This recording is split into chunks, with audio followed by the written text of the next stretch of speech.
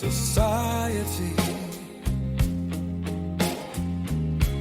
celebrating together so joyfully. Words pour out from our kind souls. There is no place for inflated egos.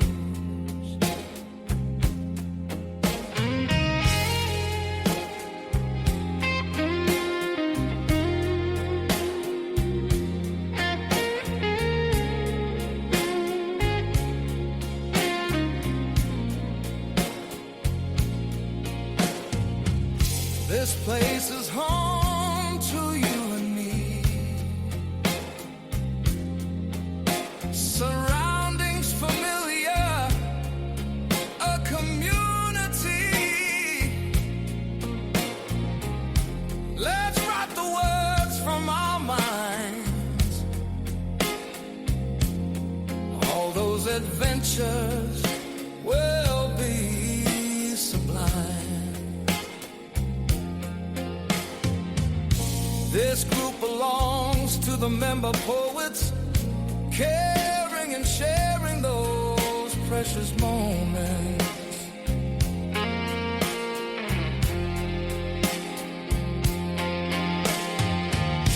Let's laugh together, then share some tears, emotions displayed without anxiety or fear.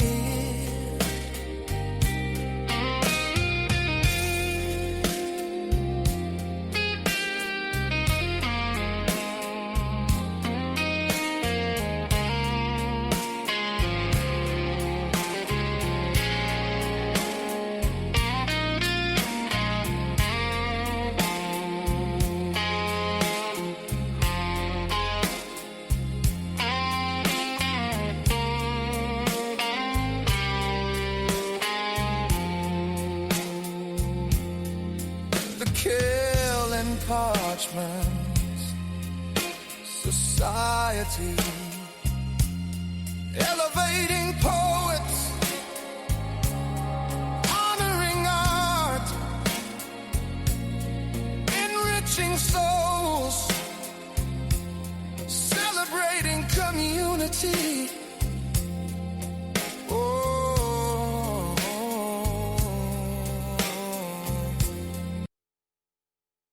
Hey, John, welcome. Welcome, John. How are you? Good afternoon, Bill. I'm doing well. We're surviving. How are you doing?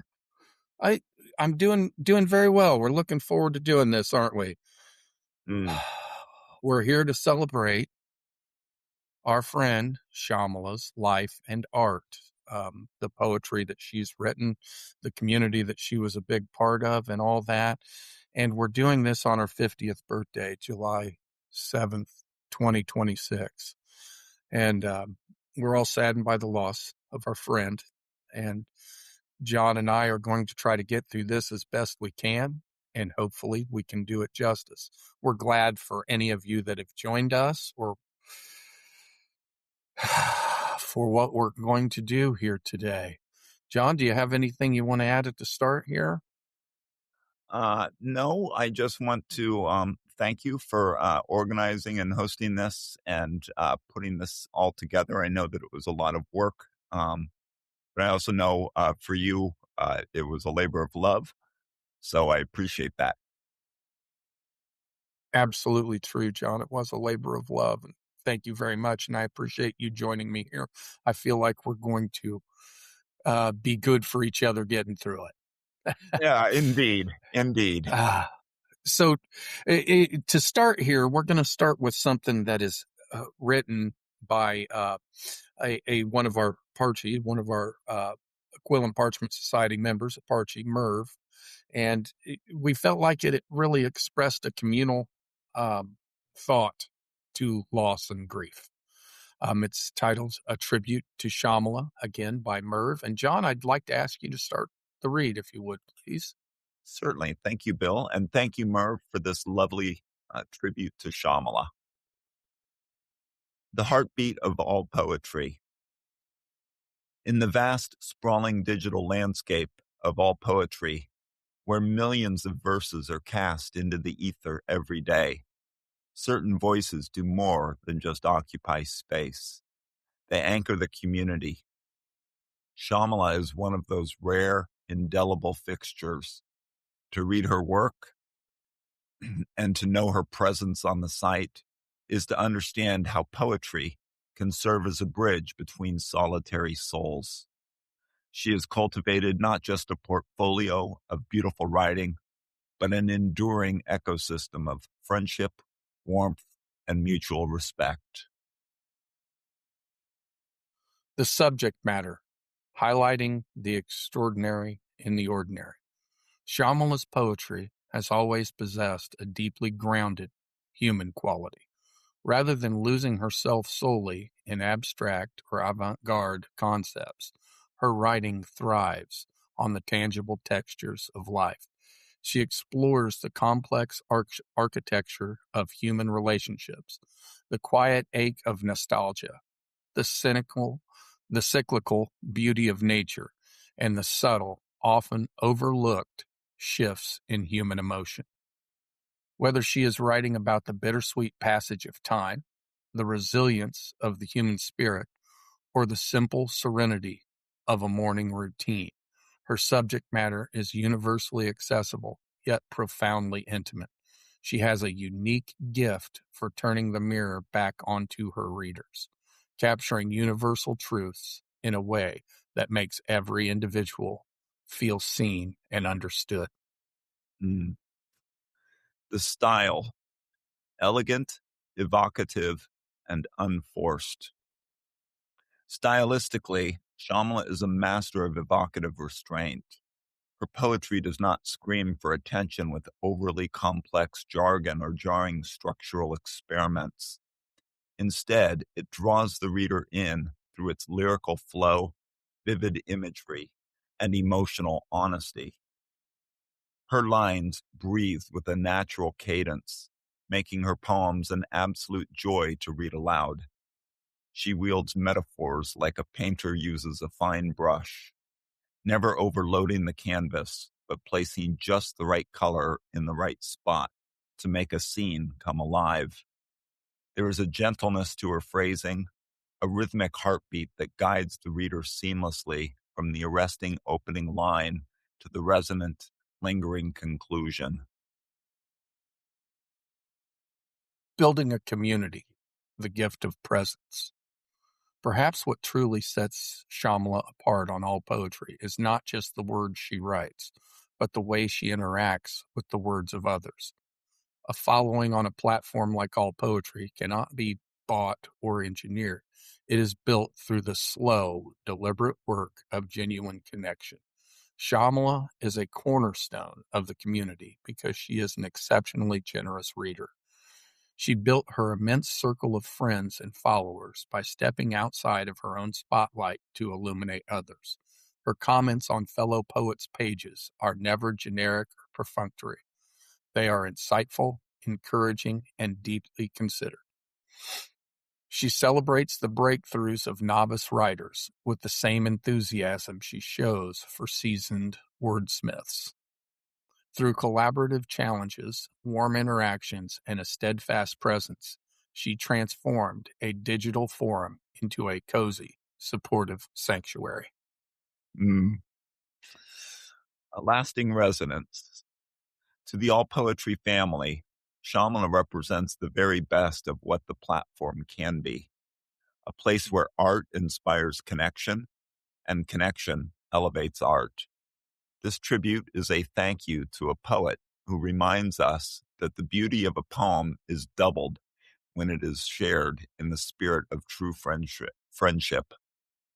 Her ink continues to flow, her community continues to grow, and her voice remains a guiding light for everyone fortunate enough to wander onto her page. If you have not read Shamala's work in the past, take a trip to her pages and read a few. Her passing is a huge loss to all of us who valued her as a friend and valued poet. And Well done, John. Well done. I really enjoyed that. That was great. Merv, what a fantastic job he did saying what we all mean. It really does, I think, capture who Shamala was and what her contribution was, not only to the site, but to her fellow poets. It's brilliantly written, and I really appreciate just how thoughtful it is, Merv.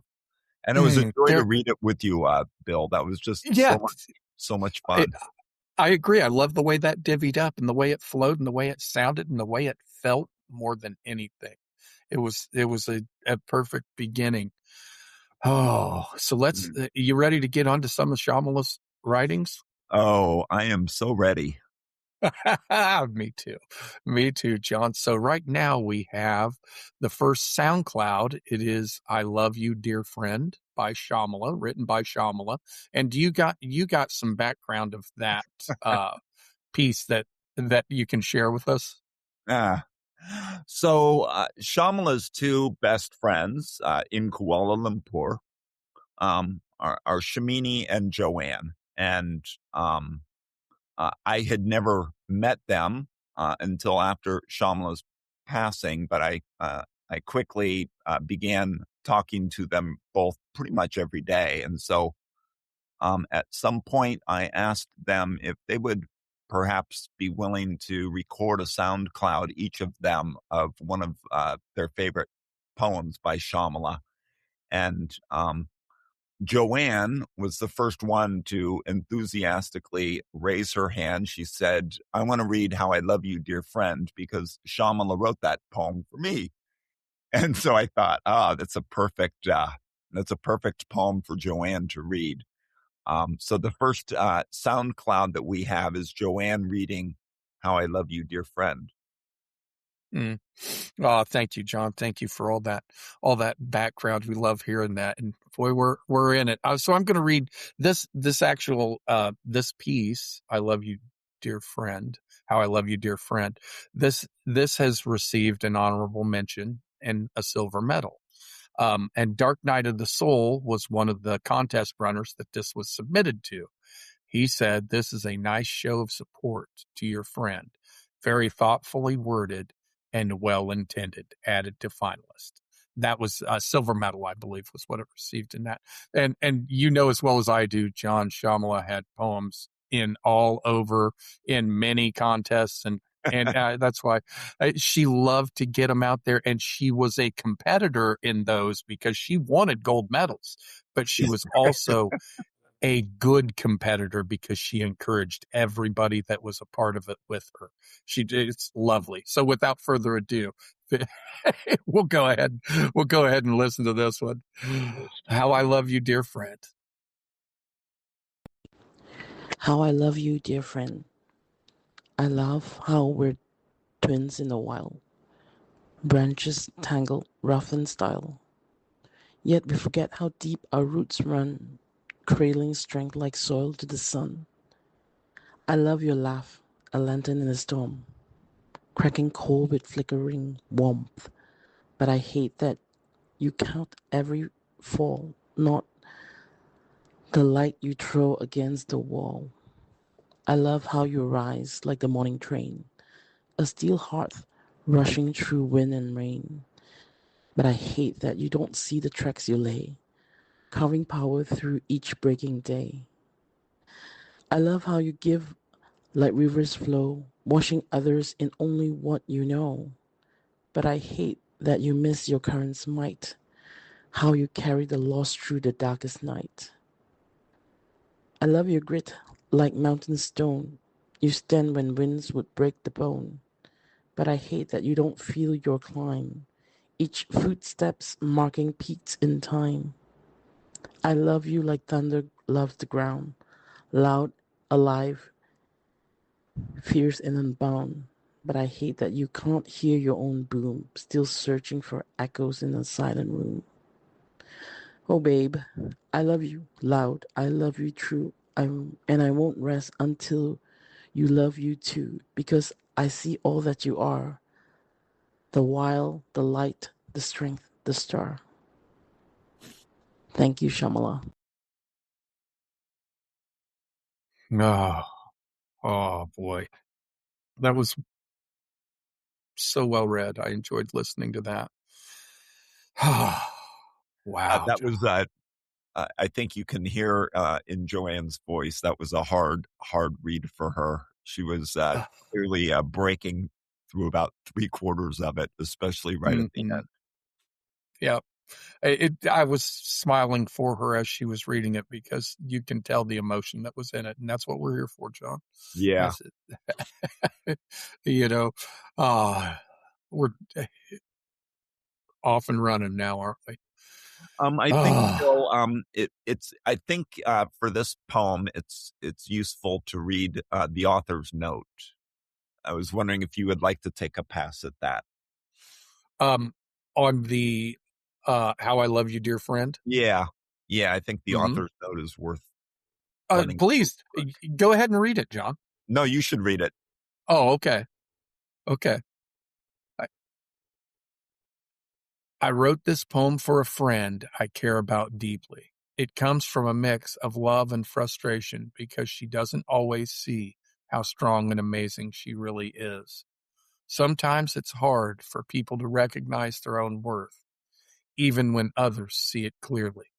This poem is my way of showing her what I see and hoping she can start to believe it too. I want her to know she is valued, loved, and never alone. And I'll keep reminding her of that until she can see it for herself. Shamala, May 25. Mm. Yeah, you're right. I probably should have read that. Should Yeah. That's heavy weight, but it is exactly who Shamala was, who she is. I thought you should You know, read it because I just wanted to remind you that you were also a friend that she cared about deeply, and so I thought you reading that would be thank you, John. worthwhile. Yeah, thank you. I was glad to read that. Now, we'll get the windshield wipers going here Yeah, before I know, long, I'm right? I need afraid. some tissues. Let's see.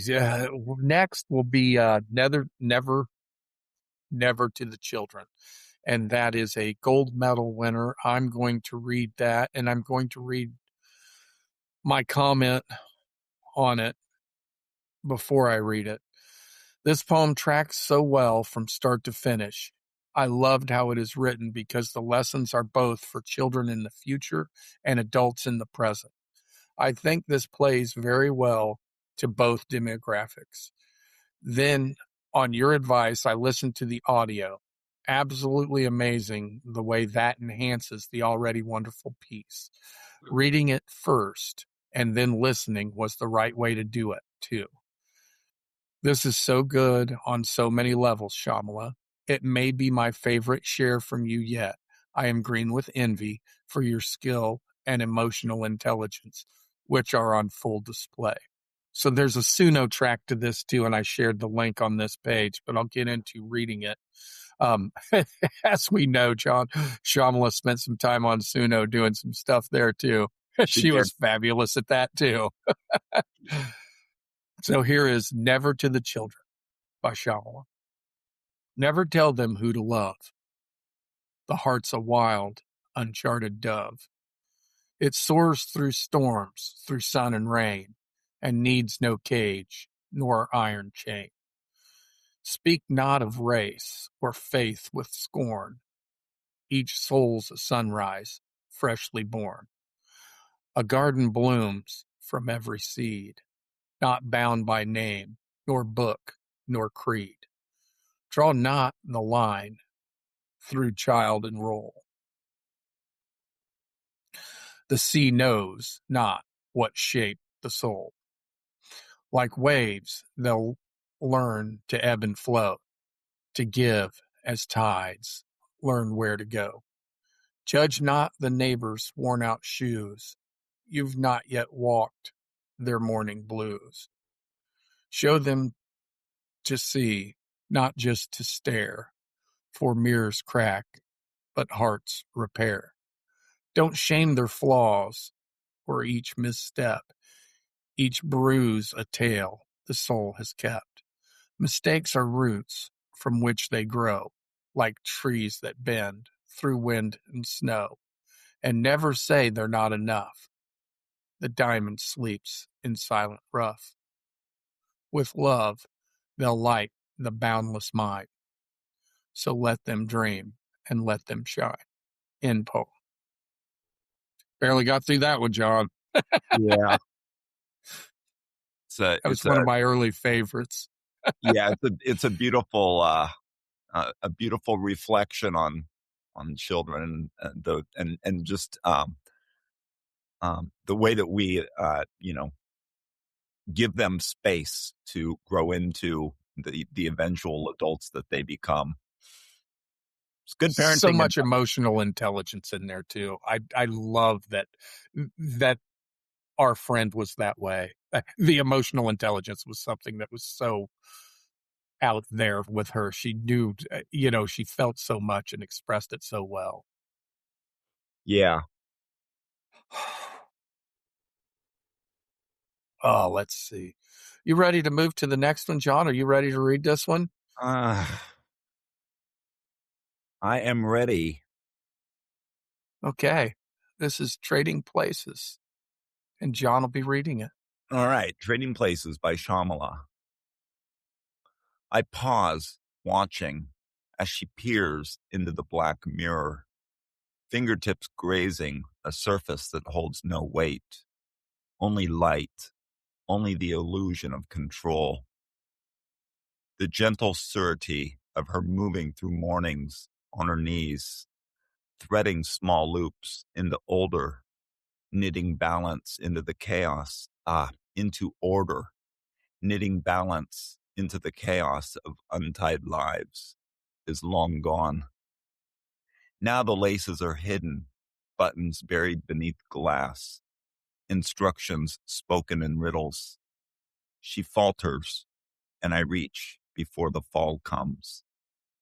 The roles have blurred, the tide pulled quiet and slow. She steps, timid, into a world with no edges. And I tie laces, walk behind her, laying soft pads, learning how to mother, the one who taught me how to stand.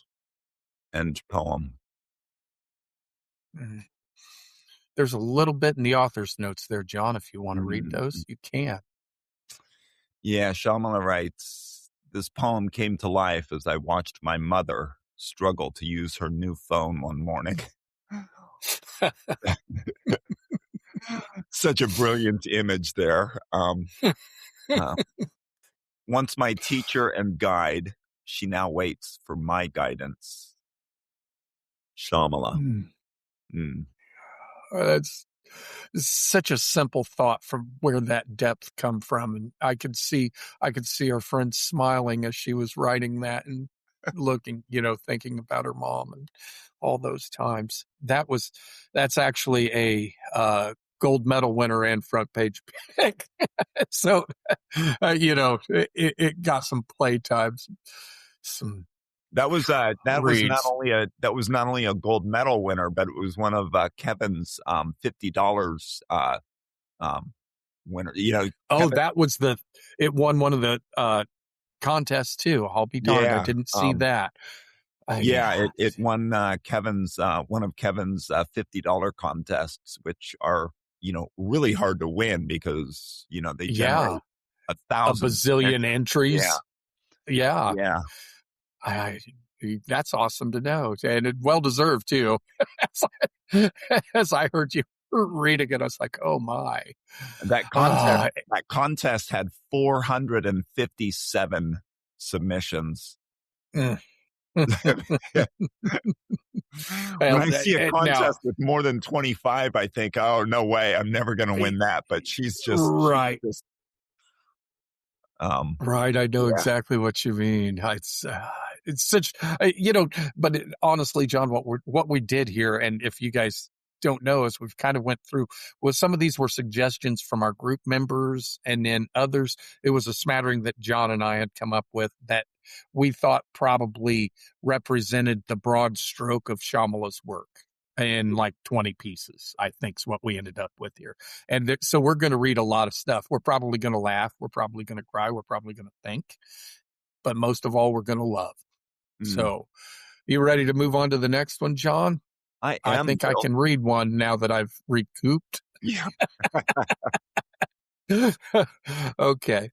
This one is titled Blank Pages No More. And if I'm not mistaken, it's a fairly early write as far as posting on All Poetry from Shamala. Blank Earliest. Pages, it's her first, isn't it? It may have been her first. It was around the time she joined. Yeah. So. Yeah, I thought it was an early one, and I was really glad to find one like this to represent her early writings, too. Blank Pages No More by Shamala. It was all lost, not a single stroke, empty pages and dwindled hope. Never knew I had anything left. Wasn't a writer who was anyways deaf. Ropes of words were born one night. Memories were held, depicted with delight. Words had rhymed, lines were made. That moment in time had sealed my fate. As it was penned, it was defined. It wasn't a dream. It wasn't designed. Hope has returned for the poet, certainly. The muse continues to linger enduringly. I see you now on my pages every day. Breathe in your essence and live the fairy tale. The scribbler has regained her absent words again. Now that I'm found, where do I begin? End poem. Oh boy, that was funny.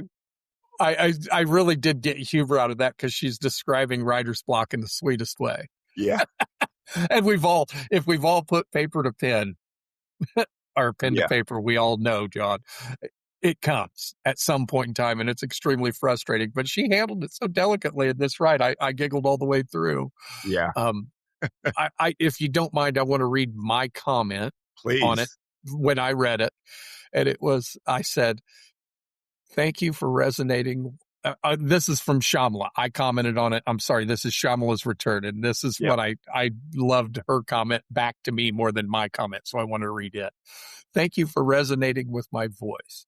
You've expressed so beautifully what I've only just discovered myself. That tender ache between silence and rediscovery, where writing becomes both healing and return. Knowing that a voice once lost can still reach others is the very hope that keeps me penning. Your reflection breathes such affirmation into my journey, and I am truly grateful. That to me is the essence, as is Shamala. Her comment there was her expressing the essence of why she wrote, and what really made me gravitate towards her in the beginning was just absolutely beautiful writing. And I felt like that should be read. What do you think, John, about that piece? It's a good one, isn't it? Yeah. She was, a lot of people, and I'm very, very guilty of this.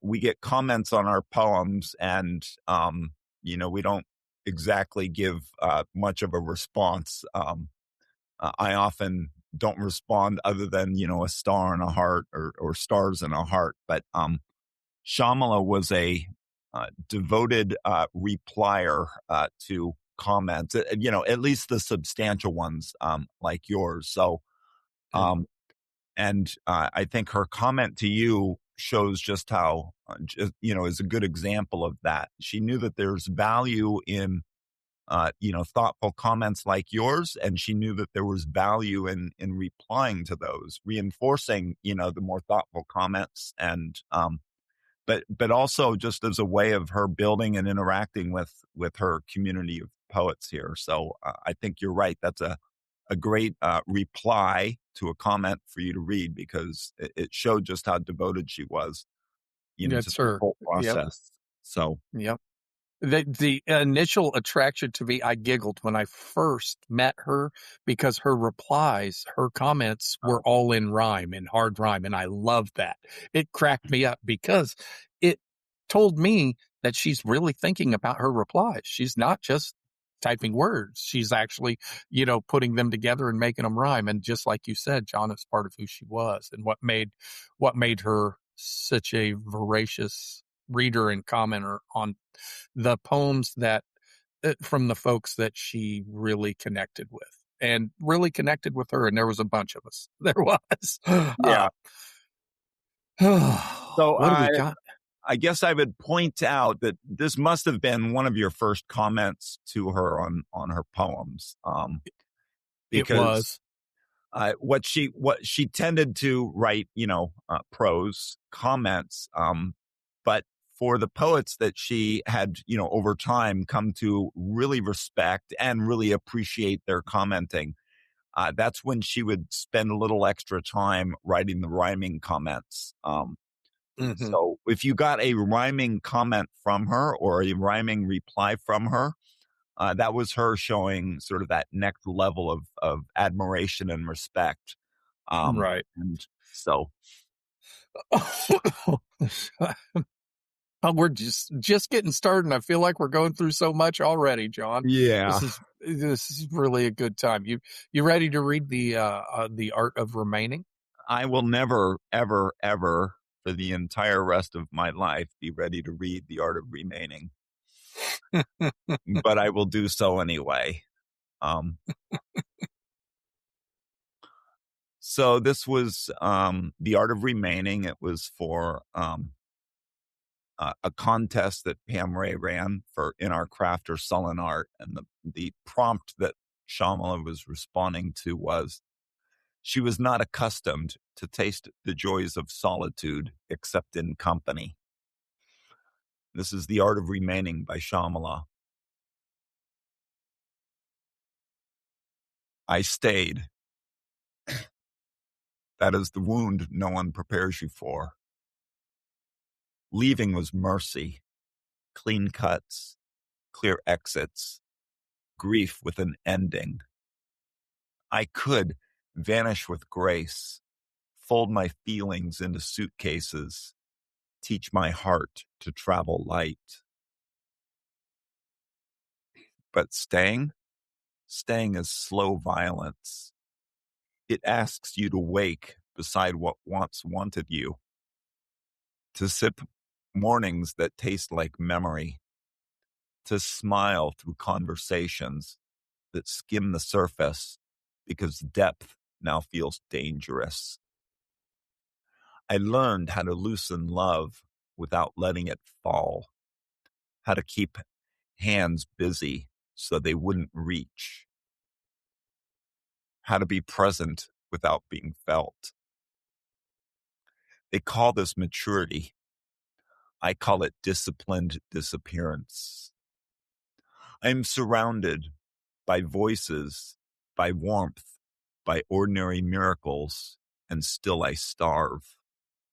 Solitude does not arrive alone. It brings its twin, the quiet terror of being known once and tolerated now.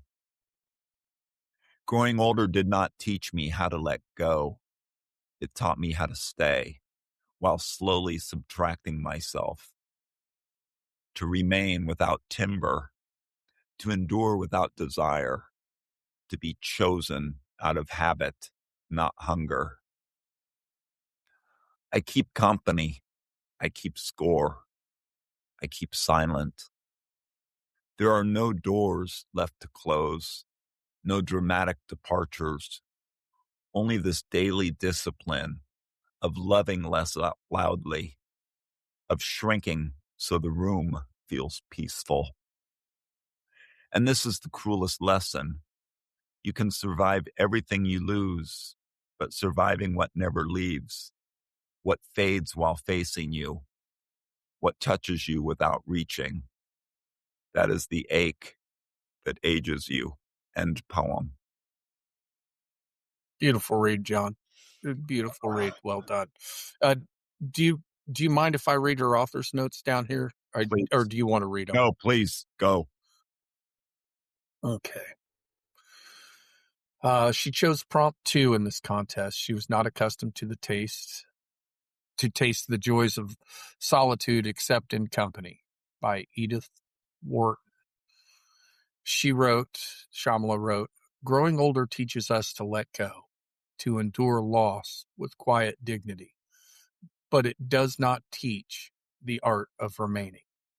We stay among voices, among warmth, present yet unseen, existing in company, but never in connection, because being entirely alone is more unbearable. Shamala. Boy, that's more poignant now than ever before, isn't it, John? Yeah.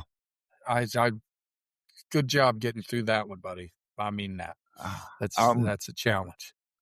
So I think this was the first of her pieces I read, and I think it was on my first when I first started co-hosting with Pam, and as I was reading it,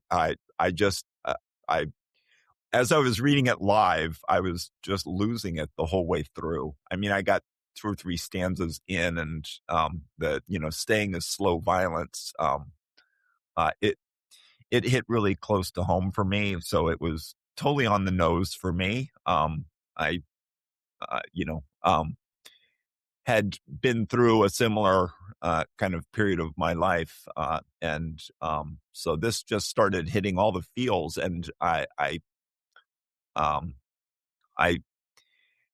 was noticing the craft, I was noticing the writing, I was noticing, the alliteration and so forth. But it was hard for me to just read it because the emotions were just overflowing as I read. And on the recording, there are like 3 or 4 places where I was breaking. And I like to say that by the time I finished reading this poem, I had fallen deeply and madly in love with Shamala. And it's absolutely true. It's really only the second time in my life that I've fallen in love with a poet when reading their first poem. The first time was Scheherazade by Richard Steichen, and I didn't realize it, I guess, when I was reading it, but she was listening, and so I wrote a comment on it, and she replied to it the next day. But I was actually going to suggest, John, if you're comfortable, do you want to read those 2 comments, yours and hers? Yeah, sure. Or I could. I don't mind. Go ahead, please. Said, I'm devastated by this poem. I have no words that could add to this. You know exactly what you are doing, and you are doing it with extreme craft and precision. The self-erasure is just next level brutal. The idea of staying equals slow violence is something I discovered myself, and that just hit me like a ton of bricks. And disciplined disappearance have to be the 2 best words I've read in a poem. I loved that. I also loved surviving what never leaves. And then I keep company, I keep score, I keep silent, gut punch. This is incredibly powerful, just incredible writing. Incredible. I was at that point just out of all words other than just incredible. And she wrote, "Thank you, John. Truly, your reading of my poetry made me cry. This means more than I can put into words. To know that the idea of staying as slow violence resonated with your own lived understanding makes the poem feel shared rather than solitary. Self-erasure is indeed quietly brutal, and denying its existence under the guise of endless tolerance is perhaps another level of masochism we've succumbed to. Your attention to every line and to the disciplined behind them is a rare kindness. Thank you so much for holding the poem with such care." And I said, "Your poetry deserved to be read like the work of art that it is. It's truly my honor to read it in your absence, Art." I didn't realize at the time that she was in Kuala Lumpur, and so we started messaging, and I was like, Yeah, I really loved reading it, but you should call in and read it. And she's like, I'm working. It's daytime. I was like, oh. So that's when I found that she was, like 13 hours time difference to us. And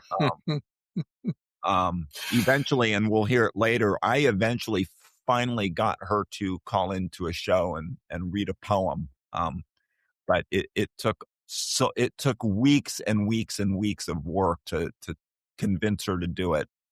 But I really wish she read this to me, like over the phone a few times, just so I could hear it in her own voice. But I really wish I had heard her read it, because her reading of it was just gorgeous.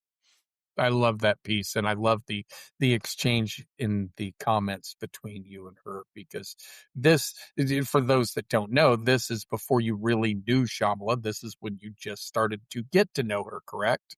This was literally the first words that I ever knew her by. Right. And then, like over the next few weeks, I read 2, 3, 4 more of hers. And every time I was just stunned at the craft and the writing.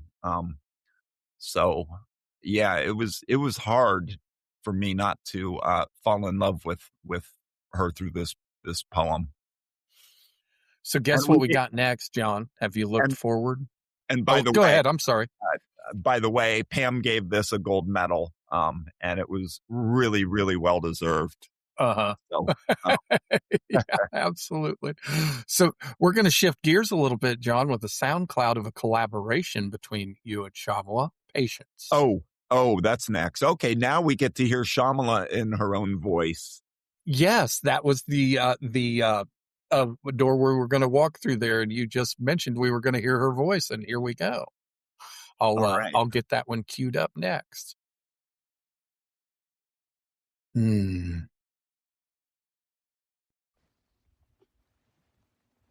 Patience. Between Shamala and JoJo. You whisper the way clinicians do when they already know the outcome. Calm, assured, exact. I start with light touch, my fingertips finding flesh, your fingers trembling on contact, palm finding palm, hands squeezing until they dissolve into one. Just follow my lead. I obey without being told to hurry. Your fingers tracing my delicate map, learning me.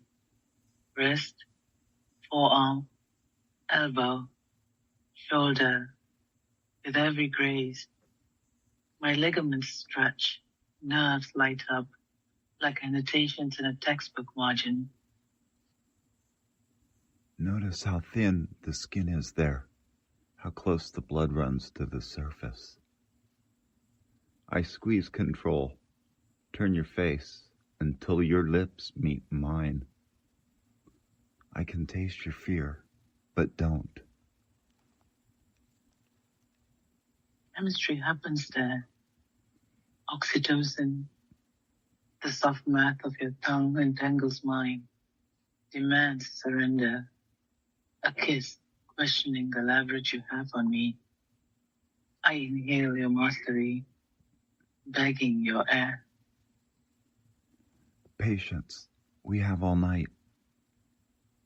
I place my hand on your chest, just above your rising heartbeat, palpating your labored breath. My breathing calms, but yours changes. I notice the way an attentive student catches a mistake by listening harder. Your heart stutters beneath my palm. Our hands follow the direction of impulse, guided merely by imagination, by muscle memory. You can trust me. My fingers slice you open, surgical precision dividing in two, resecting with intention. I catch a breath, feel your substance, resisting my caress, as mine against yours Your strokes, a permission slip. Our rhythms align. Each pause an understanding. Through waves. Never rushing. Through charge. Always in sync. Through familiar intimacy of sound.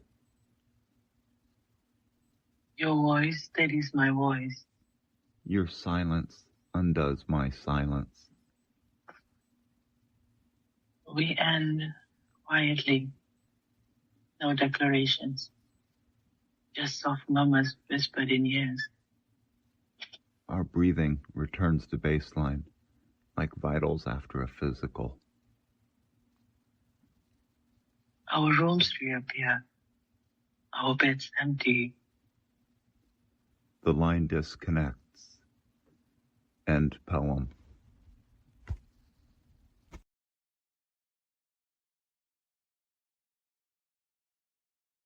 Oh dear.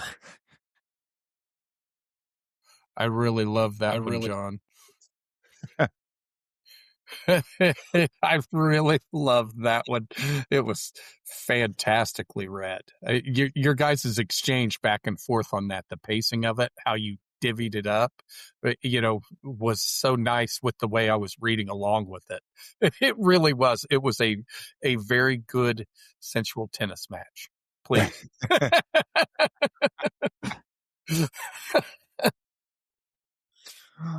So, we spent a lot of time on the phone, and by a lot of time, I mean, 12, 14 hours a day.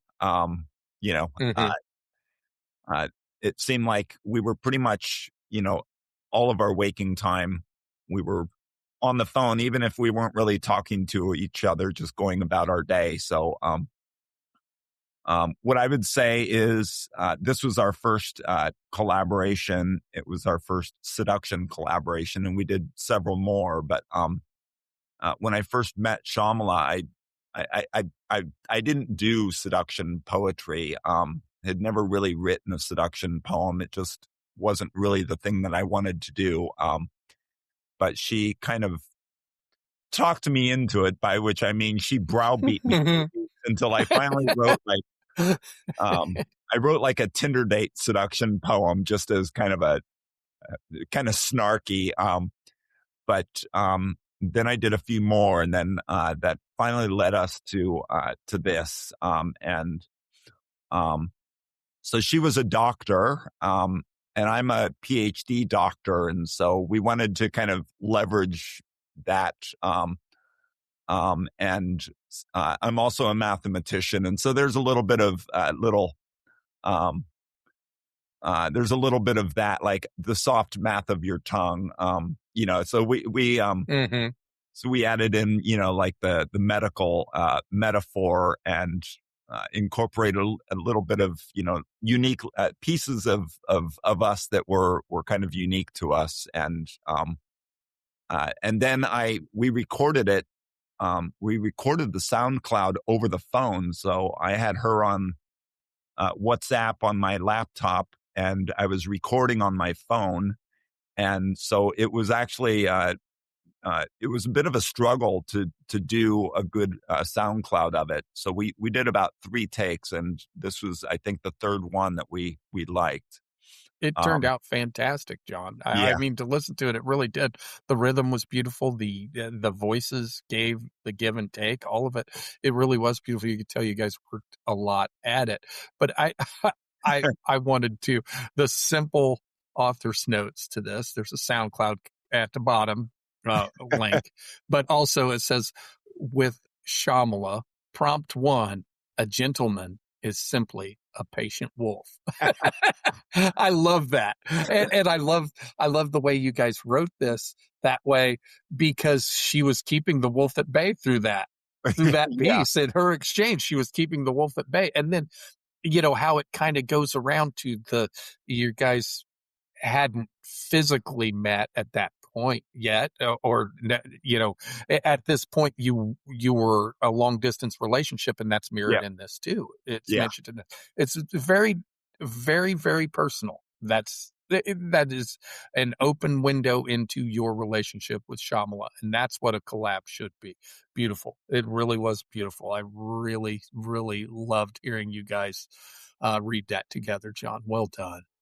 I think what I'm most proud of is that it, with the indentations, you'll see a completely different writing style in both of them. And so what I was most proud of is that we both captured our own voices. And so, her writing is definitely her writing, and my writing, if you read any of my poetry, you'll realize that my writing is definitely my writing. And so I felt like we were able to keep our very distinct voices intact, even though it was a collaboration. And I felt like that was hard to do. Couldn't agree more. So I did post on here a couple of comments between the two of you. Do you care to read them? Go for it. Go for it. You do it. Okay. Shamala said, "Thank you, John, for this eye-opening experience. Thank you for inviting me to do this collab. It was indeed a process, the writing and the reading.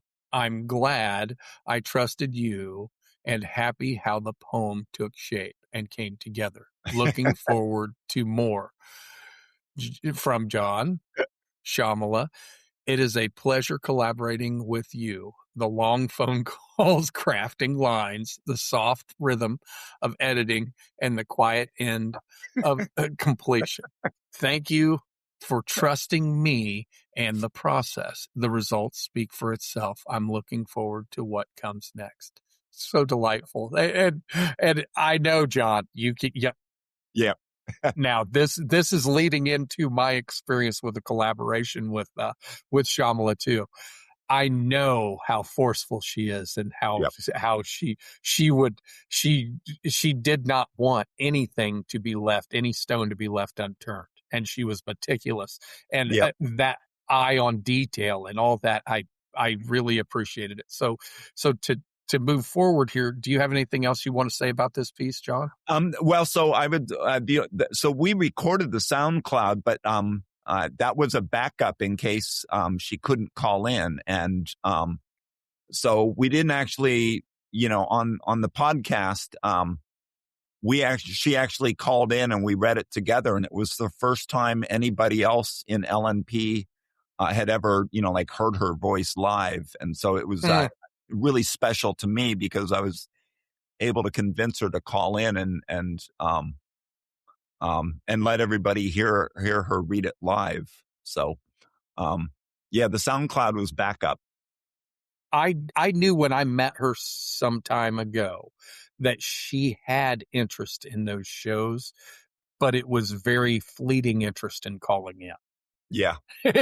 She wasn't real keen on ever doing that because we would talk on the show boards all the time while I was listening to the show and she was listening to the show, but she wasn't. And at that point in time, I had never called in either. I didn't ever call in to LNP until we started doing our own podcast. And then, I've called into LNP one time, but it was a great place to get started, to cut teeth. That's a great group over there and they do great things. And I thank them because without that group, I would have never potentially have met Shamala. So, there's a lot of good comes out of this community, the broader community and the narrower community. There sure is.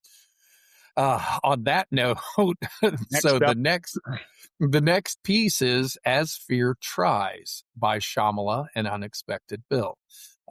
This came about because we had the idea in our group, the Quill and Parchment Society, of doing group only collabs.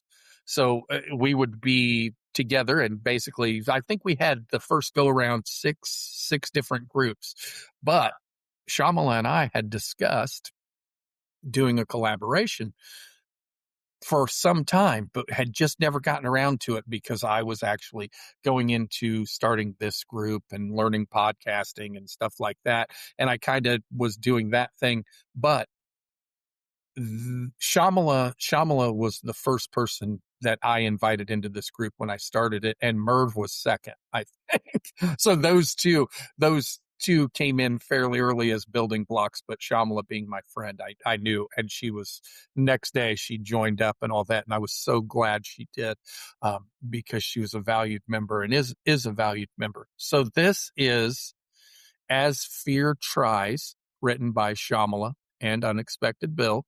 It won the silver medal, and I'm going to read Shamala's author's notes to this as she posted it. As Fear Tries was born from a shared recognition that fear, in all its forms, is not merely something we experience. It is something that attempts to separate us. It narrows perception, distorts voice, and draws us inward until we feel alone within our own corridors of thought. This collaboration resists that isolation. Written as alternating voices, the poem reflects this tension. What begins as distance gradually becomes resonance as two perspectives echo and intertwine within the same confined space. Bill and Shamala. Oh, As Fear Tries. Flickering filth light flays through the frame. The corridor coils. Close breath, calling our names. Damp dread drips down the dimly lit divide. Fear finds for its kindred, feels for a mind to confide. Lonely chants echo from the east and the west. Words wait and taunt down the hall behind our bated breath. Your haunts reach, remain, resonate in this heathen's head. My thoughts are smiles, eternally eerie, gathering like the undead. But you, soft savage, singing through the stain, made the madness of music, made morrow from pain. Not grammar nor grid, but a giving, a glide.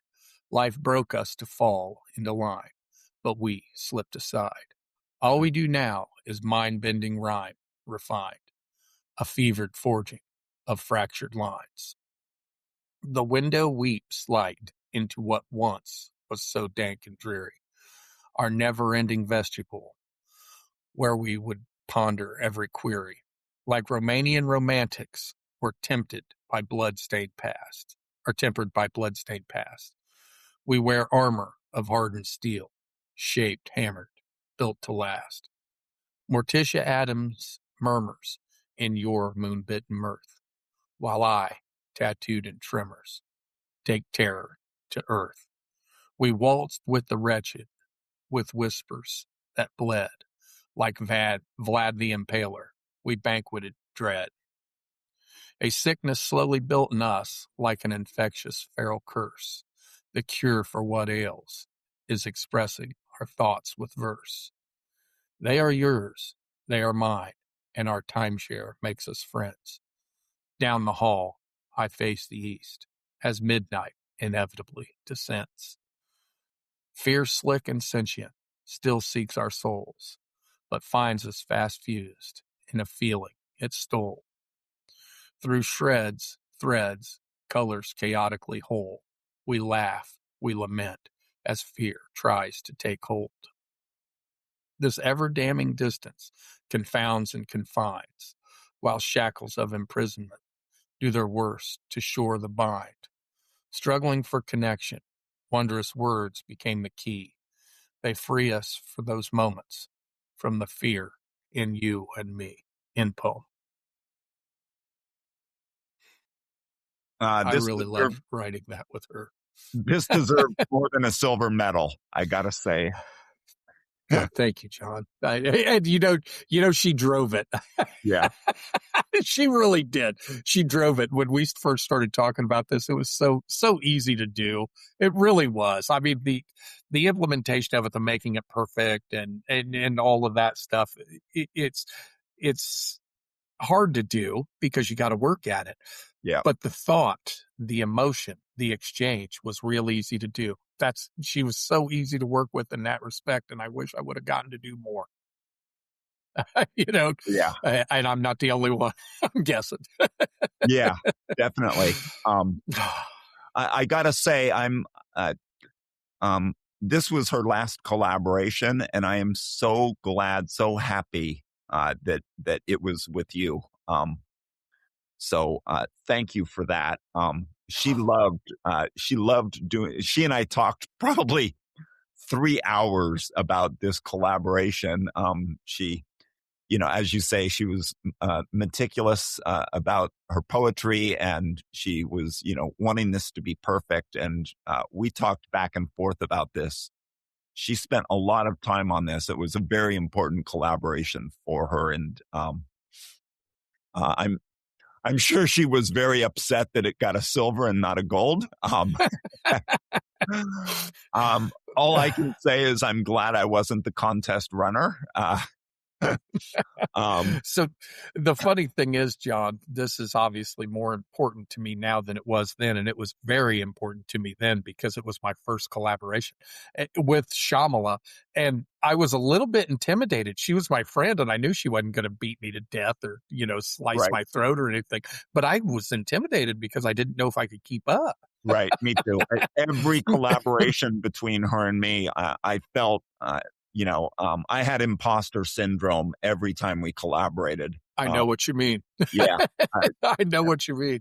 The only time in my life I've ever had imposter syndrome, but it was just full on every time we collaborated. I don't feel much like fear or intimidation, those things. Yeah. But it was a stage fright, maybe. I don't know. Like you said, what'd you call it? Imposter syndrome. Yeah. Yeah. Maybe that's it. Maybe that's exactly it. But she was so warm and wonderful to write with. I'm glad we finally got to do it because, I obviously, it was, I have no other opportunity to do this and this will live forever. So at least I have that and I'm grateful for it. I'm grateful for the timing of it and glad we got to it. Oh boy. Excuse me, John. I do want to point out the last line of the 6th stanza. Down the hall, I face the east as midnight inevitably descends. That's an obvious shout out to your poem. It's midnight in Malaysia, and I think that pays homage to your poem for her. So what John's alluding to there is the poem I wrote while waiting on us to get time to where we could work on this one. Yep. So I did write that poem, and Shamala really enjoyed that poem. And she loved it. It's midnight in Malaysia, and I was so happy that she did. John, thank you for mentioning that. It's so many things, little things in a life that when light's shed on it, it just makes you smile. It keeps them with you. Yeah. Keeps them with you. That's a wonderful, wonderful gift that we'll have, for as long as we are here to enjoy it. Fortunately, poems are forever, right? So they are. These are interactions, collaborations that stay with us forever now. I firmly believe too that some of these, and we'll get into that towards the end of the show, John. But you and I have discussed, some of her children's poems. Yeah, need to be in a book. Yeah. They do. And if you haven't read any, if anybody listening to this haven't not read any to this point, you're going to get a good taste of a couple that you're going to enjoy, I'm sure. Indeed. Let's see, John, we got Grifters of the Crimson Veil by Shamala is next, and you're up to read if you'd like. Okay, this is Grifters of the Crimson Veil by Shamala. They all gave me something to hold. I just never promised to let go. Prelude. The priest wakes to the drip, to the dark, to the chill. Mud up to his calves, stagnant, still. He smells trout, decay, that river's breath. Too known, too near, too full of death. Where am I, he mouths, throat raw with dread. A shadow curls around a shovel by the bed. His vision adjusts to a lantern sighing near. revealing truths he never wished to hear. Prologue. Forgive me, Father, for you are here, not in a chapel, no incense, no fear, just a hole I dug where secrets I keep, where silence festers and the past won't sleep. I've borne veils, crimson and fine, draped over mouths once kissed like wine. I didn't mean to bring you so, but still, I seek your grace to grow. 1. The Cantor. He drank from my voice like a man on fire, my touch confused with choral choir. Called my perfume a blessing, my skin divine. Missed the tremor that curled down my spine. He crooned nocturne with another name, swore oaths dressed in candle flame. I left before he dared to explain. Some chords are better left untamed. 2. The Listener. He called silence sacred, called absence peace, but even quiet breaths deserve release. He watched me shatter and called it form, mistook the cold for keeping warm. One kiss, long, like twilight's chime. He never choked if it was time. He never checked if it was time. He's still out there, I suppose. Some echoes choose not to close. 3. The Seeker. He scoured my depths with questions sharp, mapped by my body like sacred art, named me muse and martyr too, traced his truths in violent hue. He fancied pain, poetic and raw, never learned where not to claw. I sparked a fire he couldn't lave. Not every flame forgives the brave. 4. The One Who Stayed.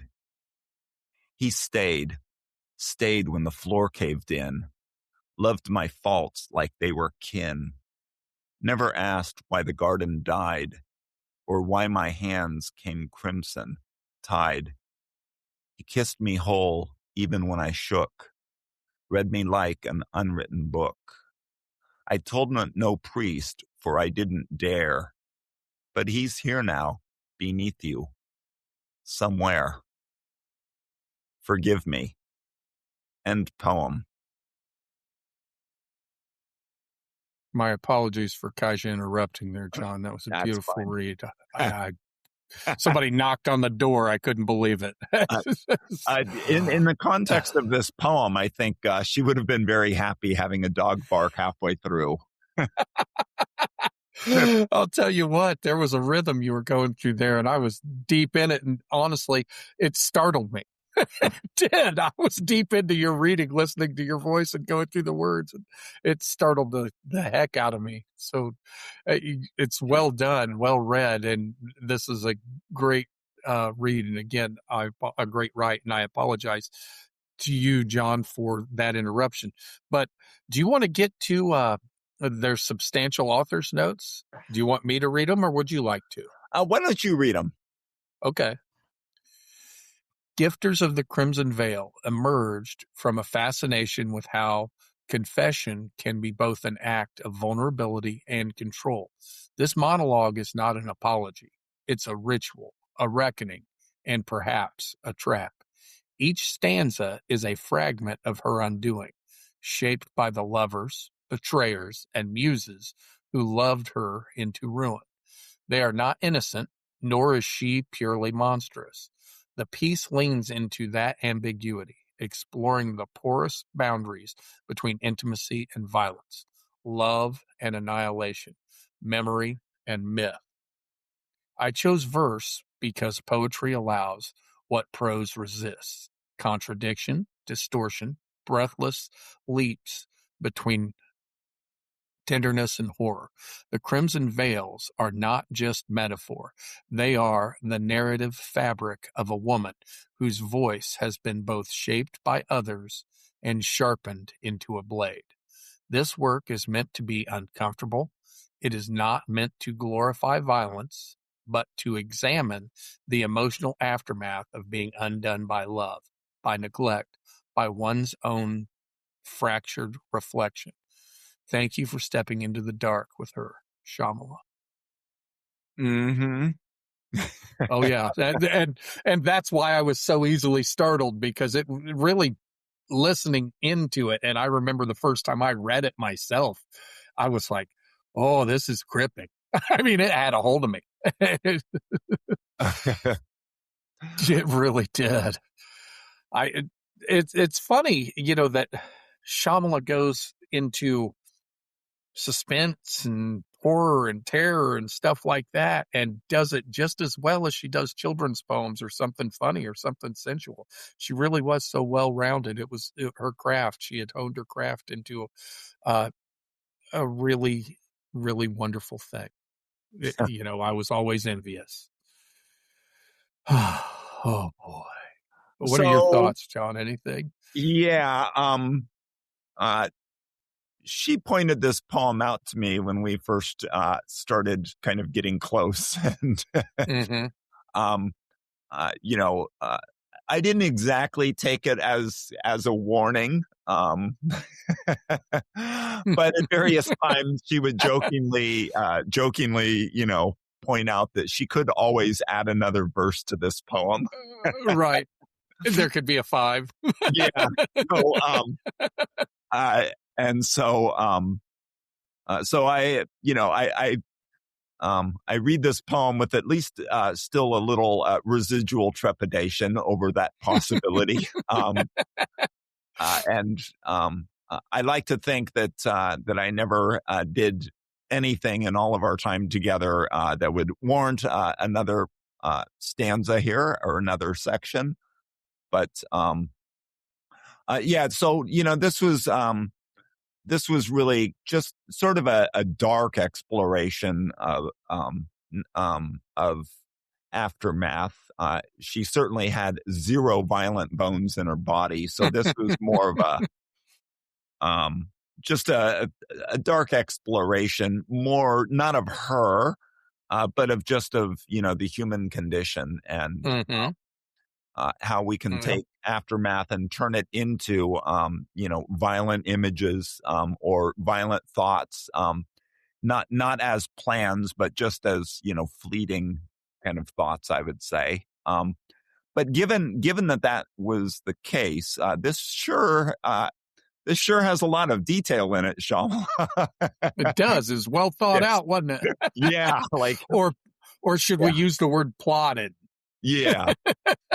Almost to the level of fantasy, Yeah, right, right. More than a thought.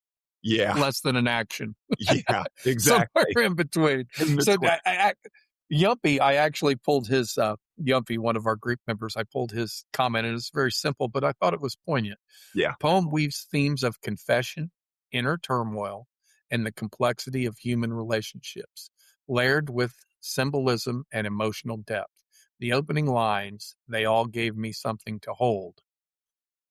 I just never promised to let go, set a tone of unspoken bonds and unresolved attachments, hinting at the weight of past experiences. I thought that was pretty well summed up in a tight, couple 3 lines of what I felt with that poem. There was a suspense to it. There really was. It was gripping. No, let's see. I think now we can go on to, let's see, Kali, A Mother's Embrace by Shamala.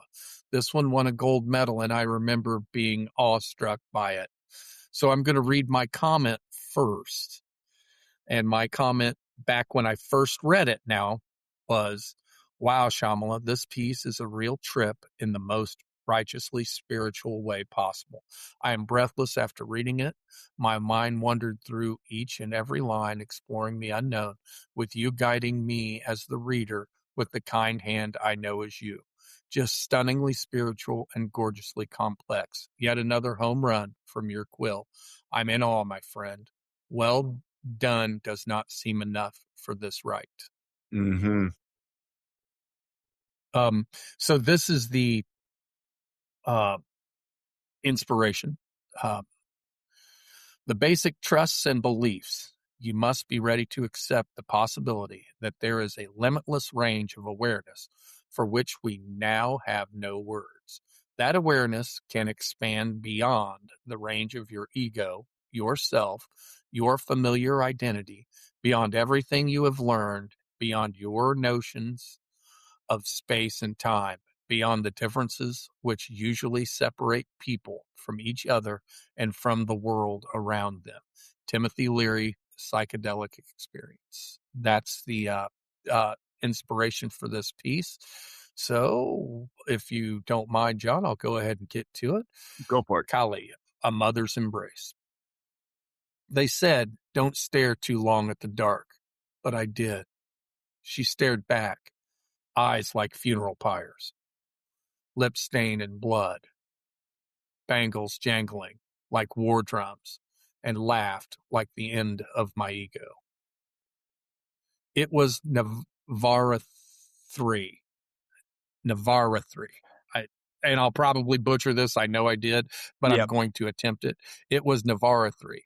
Sugar-dripped lamps and ghee-soaked chants, while aunties danced in vermilion and white silk and pretended they weren't scared of the real queen hiding behind all that jasmine and gold.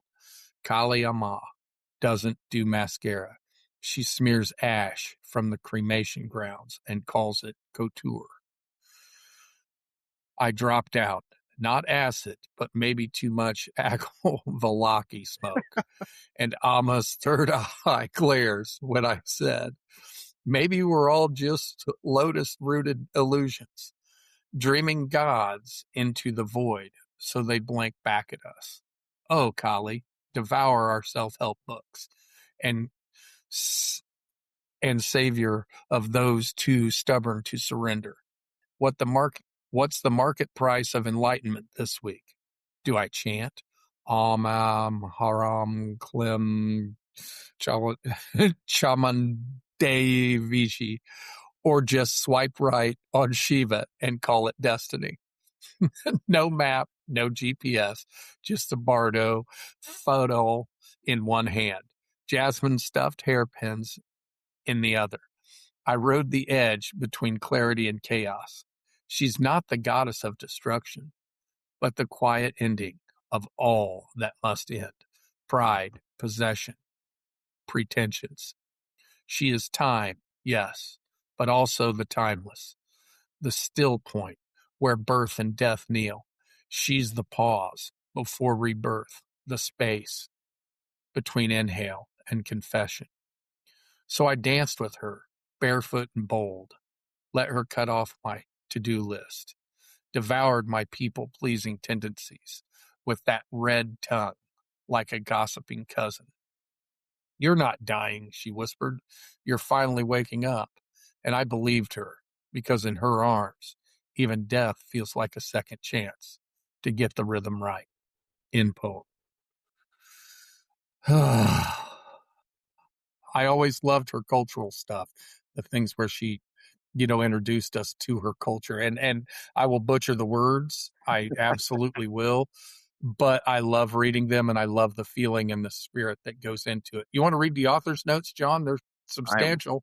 Yeah, right. So first was a recapitulation of the Timothy Leary quote, prompt. And then she writes, this poem was born at the edge where mythology meets memory and ritual collides with revelation. Rooted in the sacred nights of the Navaratri and shadowed by the fierce grace of Kali, a mother's embrace is my way of stepping into the dark, not with fear, but with faith. Faith that what looks like destruction may, in fact, be awakening. In the language of the psychedelic experience, this poem echoes Prompt 8, the invitation to shed the armor of self and trust in an awareness beyond names, forms, and identities. There is a moment in the poem where I stop running from the goddess and instead dance with her. That is the moment of ego death, not as an end, but as a return, a re-entry into something primal, wide, and wordless. The line I dropped out nods to Timothy Leary's mantra, turn on, tune in, drop out. It is a call not to abandon life, but to unlearn it, to step outside the conditioned self and surrender to a consciousness vast enough to hold both terror and transcendence. In that sense, Kali is the ultimate trip guide. Kali, as I've been taught to know her, is not chaos for chaos's sake. She is the archetype of inner revolution, the fire that burns the false to reveal what is real. In her arms, the boundaries of space, time, and self dissolve, just as Prompt 8 asks us to imagine. She doesn't just unmake us, she expands us beyond recognition, beyond ritual, beyond even belief. This is an offering, a surrender, and a celebration of that terrifying, liberating truth, that beyond everything I was taught to be something vast and unspeakable waits, and it wears the face of the mother, Shamala. And then she's got a glossary of words that we all trip over. All the terms I butchered. Yeah. Yeah. Yep. Oh, yeah, thank you for reading that, John. It explains so much, and I loved the feeling of this poem and where she went with it. It was very trippy. It was. It felt very good to read too, and experience a little bit of a culture I'm unfamiliar with. Yeah. I think it's a beautiful, heartfelt poem, and a very introspective poem. I liked a number of pieces of it kind of caught my attention. One is the idea of transcendence, and the combination, let's say, of terror and transcendence that reminded me of Rilke, I guess. But what really brought me into the poem is the last or next to last paragraph of her author's note. Kali as an archetype of inner revolution, that chaos, especially kind of planned or lived chaos, that is chaos as sort of an approach to your own inner transcendence, really resonated with me. I have a poem actually that is kind of all about that, and so that was the part that really drew me into this, that idea of chaos as a way of changing your life, and for me, I employ it pretty regularly, and it has led to a lot of great adventures in life. But it's also it also has its downsides, and I think Shamala had a really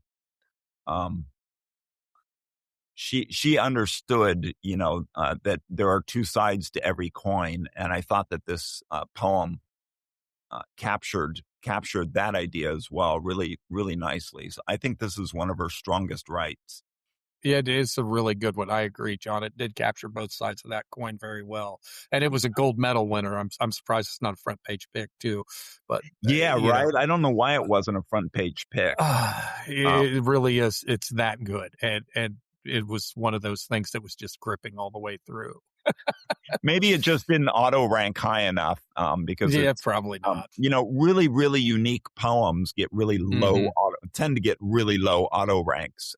Right. Her poetry was oftentimes, among the most unique poetry I've read. So, I don't know what the auto rank was, but I guess I And, could well, probably find out because I could go to the obviously, John, in the human rank, it ranked really high. You and oh I are right. both big fans. Yeah, and I mean it was a perfect I mean a really perfect response to Mm-hmm. that That prompt. that prompt Yep. but also, you know, to the contest that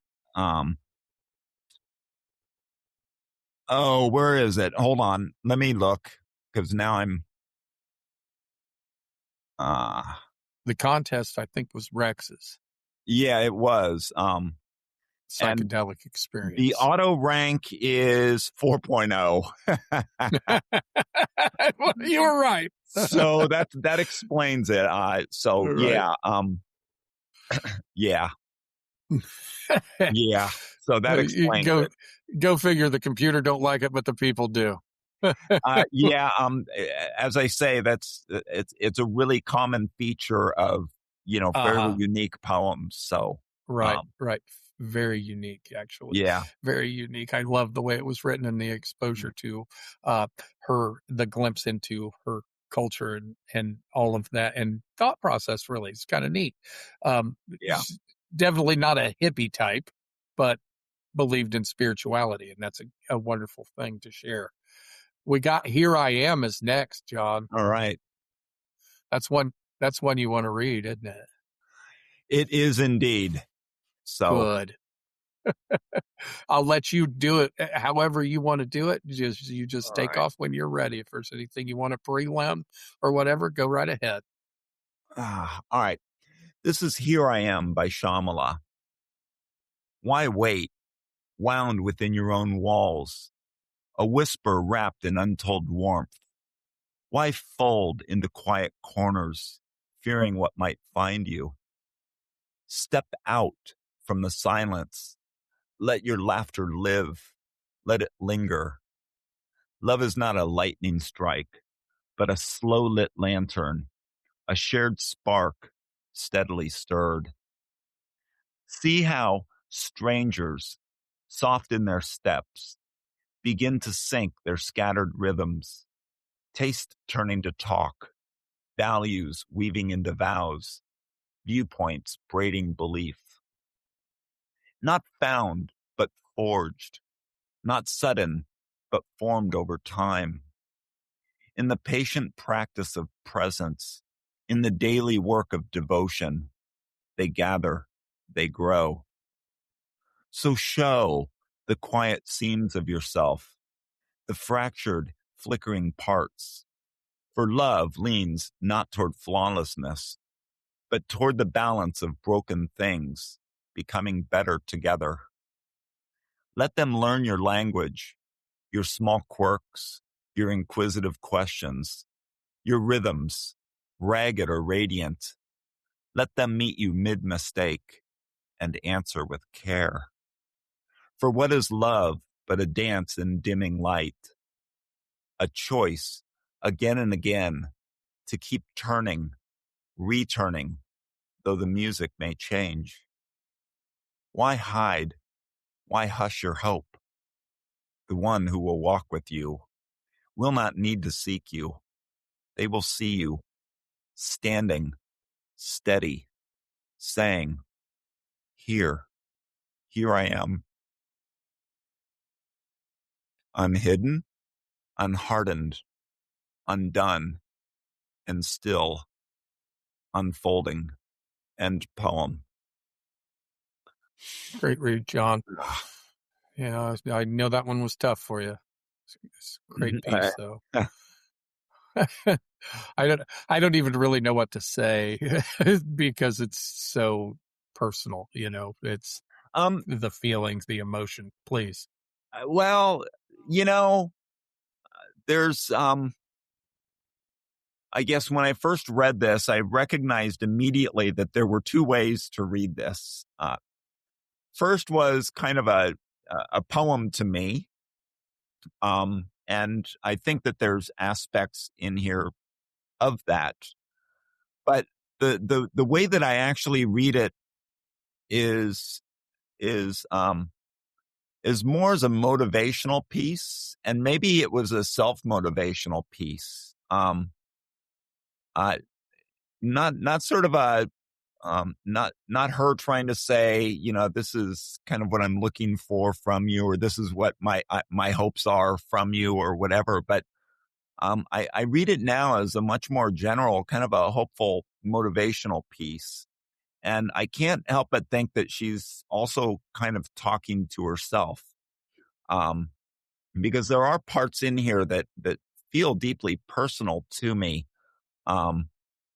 And so maybe it was a motivational piece to herself in light of maybe new love. But I also just feel like it's an incredibly beautiful and wonderful, just general motivation piece. So that's kind of how I choose to read it. The other thing is that we had a list that we added, you know, love poems or poems to each other too. And she did not add this to that list. So I think that this was maybe more a poem to herself than to me or even to everyone else. But it does, I think, read as a seriously motivational piece. And I think it's just gorgeous. I had no idea she wrote it. She wrote it. I think she wrote it for a contest. She was like, "Oh, I need to write a poem for a contest, but I don't know what to write." And I was like, "Well, you know, it's like 8 a.m. I need to go to bed. Have fun." So I didn't even know she wrote it, and she never even mentioned it to me afterwards. I just kind of discovered it just scrolling her page one day. So I sure wish I could ask her about this poem. Mm. You know, the most wonderful part of poetry in general, especially somebody that you read that has gotten good at their craft, is their poems will talk to you. Yeah. You will have these personal feelings and things like that. So it's good that it probably is that way for you, John. Two different interpretations. One's very personal, one very general. So they're both valid. That's Yeah. the good thing. When you read that poem, what you feel is genuine.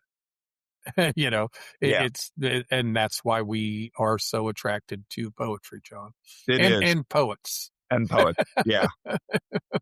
You know, in the end, that's what we're doing here out in our community, is we're meeting other poets and we're sharing our thoughts and our insides and our feelings and everything with them. And it is nice. It's nice when you make that connection with somebody and it goes back and forth, and it's beautiful. It really is. It's just beautiful. And this piece, it was beautiful. And I love that you have it, like you said, the two different interpretations. One was more general and one's more personal, but keep that personal one too. It matters. Mm. You want to move on to the next piece? Oh, Or you got yes. anything I'm else? excited to hear you read Secondhand Stardust. I've never heard it read aloud before. So This is funny because I've read this before, but it was so long ago. This is almost going to be like a cold read for me again. Yeah. And I love cold reading because you can hear my jaw drop. Now, unfortunately, you've got to endure the occasional slip up because I haven't practiced in words and stuff like that with some of the stuff that is cultural and I don't know what's here. But this picture is one that really, really gathered me. It drew me in. I remember when I seen this picture, because I remember it more than I did the poem. When I seen this picture, I was like, oh, that's to a piece I really enjoyed. So here we go. Secondhand Stardust by Shamala. What is wrong with me? I am decoupage and deliberate rent, a journal pieced from postcards and paper lace, creases like veins on old vellum, each fold a fingerprint of survival. I am not a clean canvas. I am layering of glue and ghost ink, 1,000 textures coexisting, quiet as a dusk-lit Mod Podge sky. No tantrums, just the hum of cosmic clippings, stitched from old astronomy books, a universe reconstructed from what others tossed aside. Yes, my edges sometimes flutter, a warble in the vellum, a whisper beneath the gesso. But I've learned to collage calm over chaos, laid peace over panic, like tracing paper on top of a screen. Sensitivities scribble in charcoal across my joints, but I move like slow art, in rhythm with the ache. No sugar glaze, no anxious bursts, just ink that does not run, and prints that cling politely between lines. I am simple magic, a body made of found things, assembled with care, clockwork ticking under a decoupage moon. You want the untouched, the showroom gloss of newness, Mona Lisa pressed from factory molds. But what happens when it falls? A single crack, and its story ends at the floor. I, on the other hand, have already shattered and been remade. Every break in me holds gold like Kent Segui. Every patch tells you I stayed. So tell me again, what is wrong with something that's already survived the scissors and still carries stardust in its seams? In poem. You want to do the author's notes? Nice read there, Bill. Oh, I stumbled a couple places, but Yeah, I knew I was gonna when I got looking ahead. Thank you.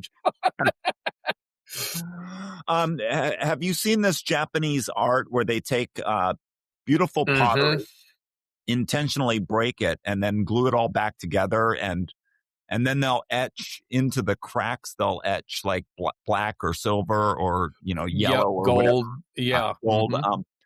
So that's kintsugi. It's just a gorgeous Japanese art. I couldn't and- remember what it was called. That is Yeah. what it is. and she loved it. So it's a great word because if you know what the word means, like she did, but the rest of many others don't. It evokes an instant image that is exactly what this she's talking about there. The pieces glued back together, but in a way where afterwards it's even more beautiful than with what you started. Yeah. And I know exactly what you're talking about as you mentioned that. And it's really cool because rather than throwing something away that had value because it's had an accident or a rough time, it's pieced back together. And the metaphor is so beautiful. It is. It is. So the author's note is this as a love letter to all of us who feel a little worn, a little patched together, but still whole. The idea came from thinking about collage, how you can take torn, tossed aside pieces and create something meaningful, even beautiful. That felt like the right metaphor for living with chronic conditions, old griefs, or simply being human. It's not about being shiny or new. It's about being real, stitched with stories, and still shimmering at the seams. Shamala. Oh, her words are even in the author's notes. Yeah, I know. Her words are heavy and poignant. There's not really much else for us to say. I don't think so. That one received an honorable mention, silver and front page pick. So it's well read, well traveled, and it deserved that front page pick and all the accolades. It's a beautiful piece. Yeah. Oh, John, I think I got on the agenda next here, The Union of Green and Gold for you to read. All right. So these two pieces back to back was a perfect pairing because I think you'll see very similar imagery in this. And I'll talk about it afterwards. How's that? If whichever order you'd like to do it in, John, I don't mind either way. All right. So this is The Union of Green and Gold by Shamala. And the image prompt is what turns out to be my favorite Jean Plonk painting. Before the firmament learned to flicker with stars, there was a celestial dragon born of color and cadence. Its body was not smooth, but sharded, scaled in soft ochres, sage greens, ash grays, and burnished browns. Each plate promise, each edge a memory. The dragon did not fly in curves. It moved in angles and arcs, a constellation of pieces perfectly placed. When it turned, the heavens listened. Then came the sundering. Not a battle, not a blow, but a slow, sorrowful slipping apart. The dragon's scales loosened, lifted, and lost their lock with one another, drifting as if guided by grief itself. Half of the dragon fell toward the north of the sky, where green grew cooler and silence settled like stone. The other half slid toward the south, where gold warmed into earth and time thickened into patience. Each half learned the ache of its own unselfishness. In the north, the green shard dragon learned stillness. It became thoughtful, contemplative, its edges softened by waiting. It learned how absence aches, how love leaves negative space, a hollow shaped exactly like what is missing. In the south, the golden shard dragon learned heat. It became passionate, persistent, its fragments fierce with feeling. It learned how longing sharpens, how desire defines the direction of devotion.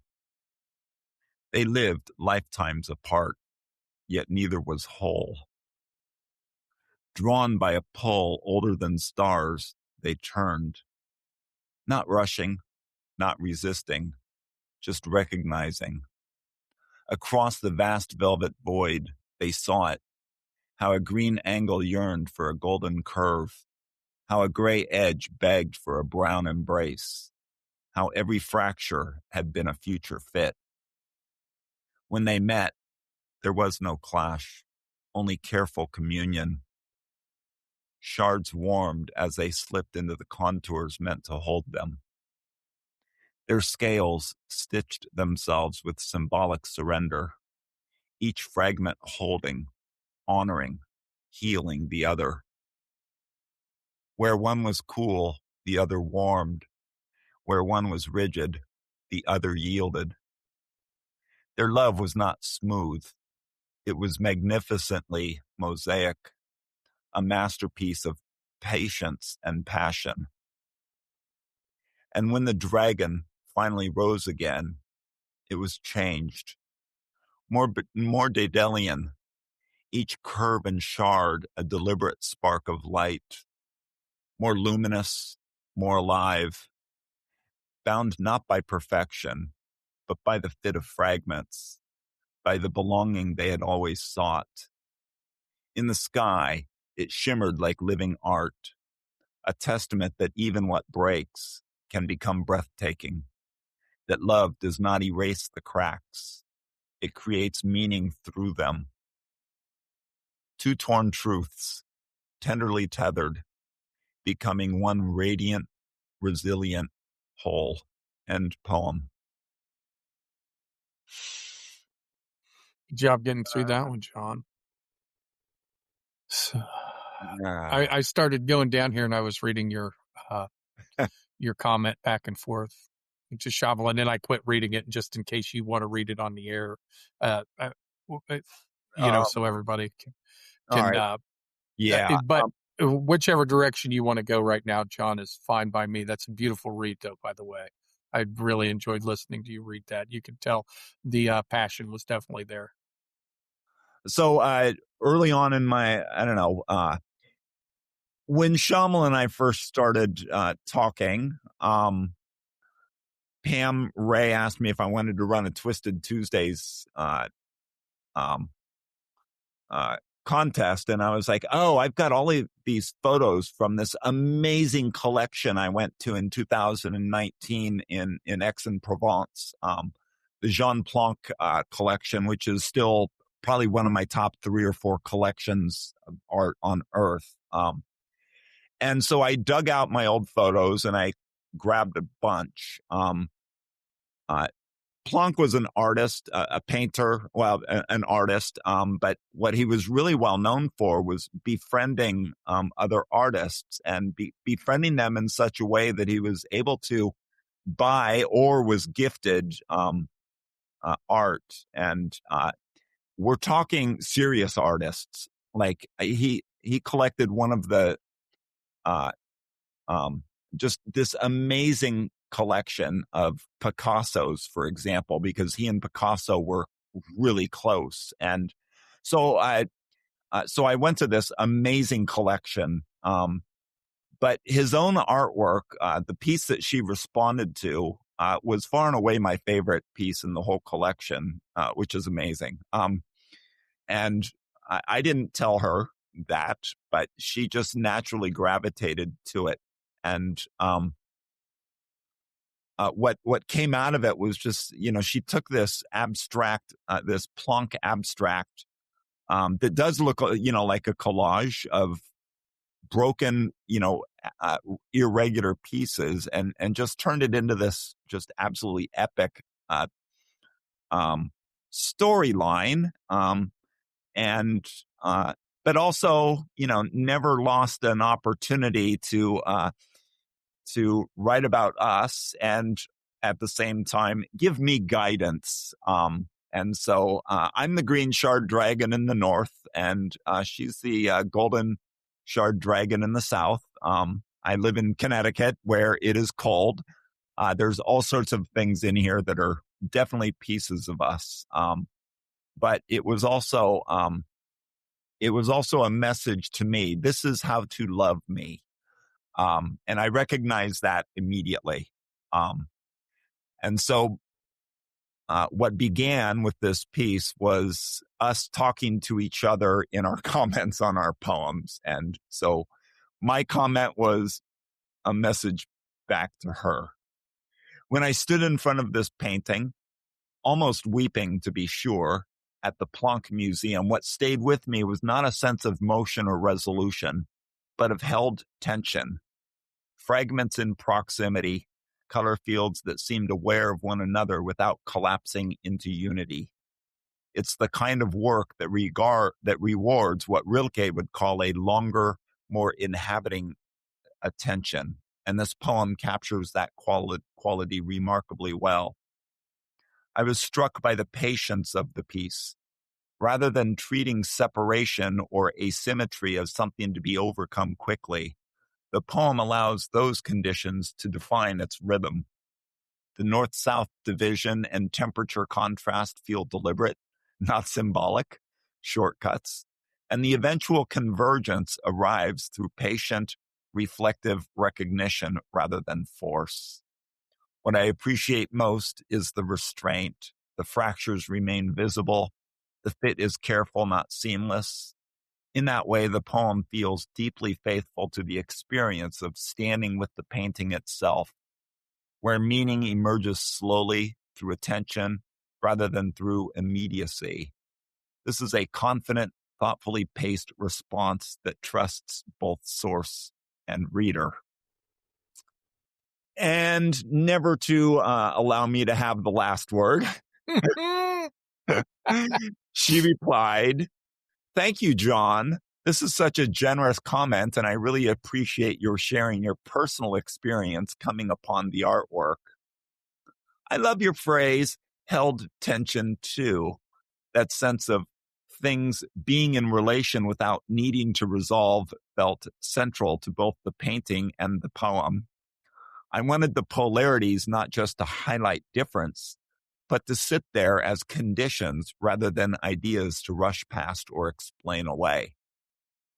Letting them set the rhythm felt more honest than forcing a moment of unity. In real life, after all, nothing ever comes together that quickly, no matter how obvious it seems where it belongs. Keeping the fractures visible mattered to me as well, both as a response to the painting and as a way of trusting the reader to linger. in a way, it's the distinct experience of each piece that's holding everything together now. Thank you again for taking such careful time with this work. And that did win gold too. I don't know if we mentioned that or not, John, but it's so Yeah. lovely hearing you read those comments. Yeah. So, yeah. Because it was my collection. Pam and Phil allowed me to award the gold, and so I did. Mm-hmm. Obviously, Right. We were kind of keeping our budding relationship a little bit on the down low, and I was like, "Oh my God, I've got like this conflict of interest." But this was clearly the gold medal winner, and she's like, "Just do it." I was like, "Fine," but it did lead me later to not give her a gold medal in a contest where I thought she deserved it, and she bashed me relentlessly for the rest of our time. I was going to say, I bet that went over real well, didn't it? Yes. So, I right. really loved hearing that piece and what it meant, the description that where it come from you and how it connected with you because of seeing the actual art itself and then what she wrote to the art, and the emotional connection clearly got that gold medal because she described it so well, so beautifully, and how that painting was put together and all that, and how she used it emotionally. I loved it. You're absolutely 100% correct on that. Yeah. And it has a different meaning whenever I hear you talking about the connection, the actual connection between you and her with it. Her poetry could always be read in like several different ways, she was just such a master. So I think this next one's probably only going to be read a single way, and thank you for the effort you put forth to what's about to happen here now. There's a SoundCloud to this one, and this is one of Shamala's children's poem, and it is titled Auntie Bertha, the Beautiful Witch.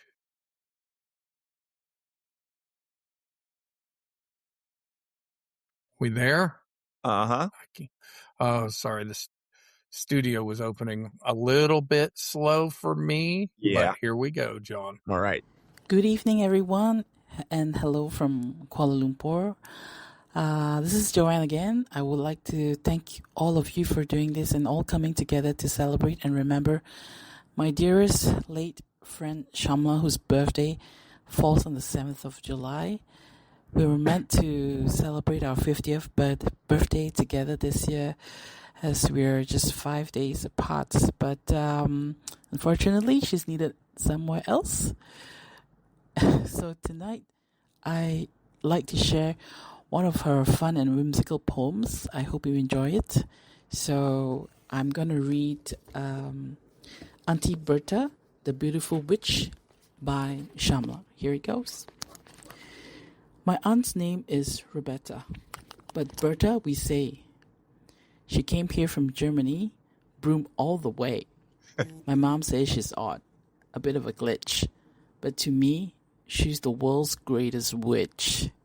She doesn't cast spells or fly through the air. Her hair is like tumbleweed caught in a scare. Her hat's kind of floppy. Her teeth are quite few, but when she grins, the sunflower peeks through.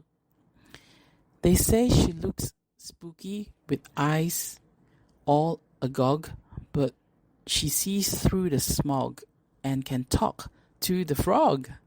Her nose is enormous, her fingers are green, but she paints purple dragons like you've never seen. She doesn't wear makeup or curl her hair. She just laughs with a snort that fills up the air. She swings us so high we could tickle a star, and her jokes, they are as silly as marshmallow are. Her strudel is magic. Her brownies are spells. Her curry, it's spiced with magical smells.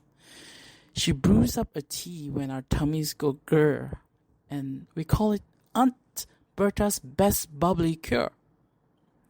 While grown-ups all whisper and wrinkle their face, and they say her robe is a fashion disgrace, I think they're just jealous.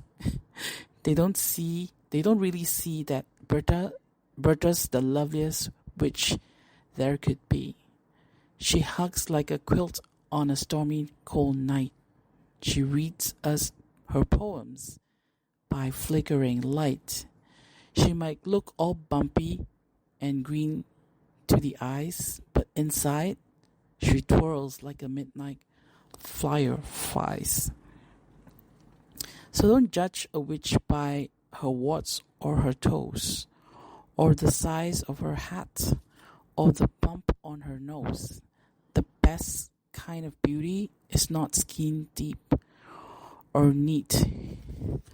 It's the way someone makes you feel love and complete. The end. So I'll just read one of Shamala's endnotes. It's about something about thank you so much for the lights and the medals. It truly means the world to her. She would be more thrilled with just a collection of all purple dragons and one giant frog. So I would also like to say that sometimes through this reading these poems, especially this one, I feel that this is in true Shamala words, that people who look most unusual are the ones with the biggest hearts. Yeah. This story reminds children that kindness, love, and imagination are far more beautiful than outward appearances. So this is my take, and something that Sham and I have discussed. So thank you all. I hope you enjoy it. I was giggling the whole time. I had to put myself on mute, John. I really was. I was giggling the whole time. And that was, what was her friend's name? Joanne? Joanne. So you made this happen, John, with Joanne. Do you care to have any discussion about that? Mention it, whatever. They tell the story. I just when we were planning this, I reached out to Joanne and Shamini and asked them if they would like to record another reading. And I suggested some children's poems. Unfortunately, Shamini is traveling in China for work, and but Joanne was like, "Oh yeah, I would love to read, like Auntie Bertha, the Beautiful Witch." And I was like, "Perfect," because it's like far and away one of Shamala's best. I think it's her best children's poems. Well, it's not my favorite, but I think it's her best. We'll read my favorite later. Foreshadowing. But, you could really feel, I think, the love and the missing of Shamala in Joanne's voice. But my favorite part of her reading was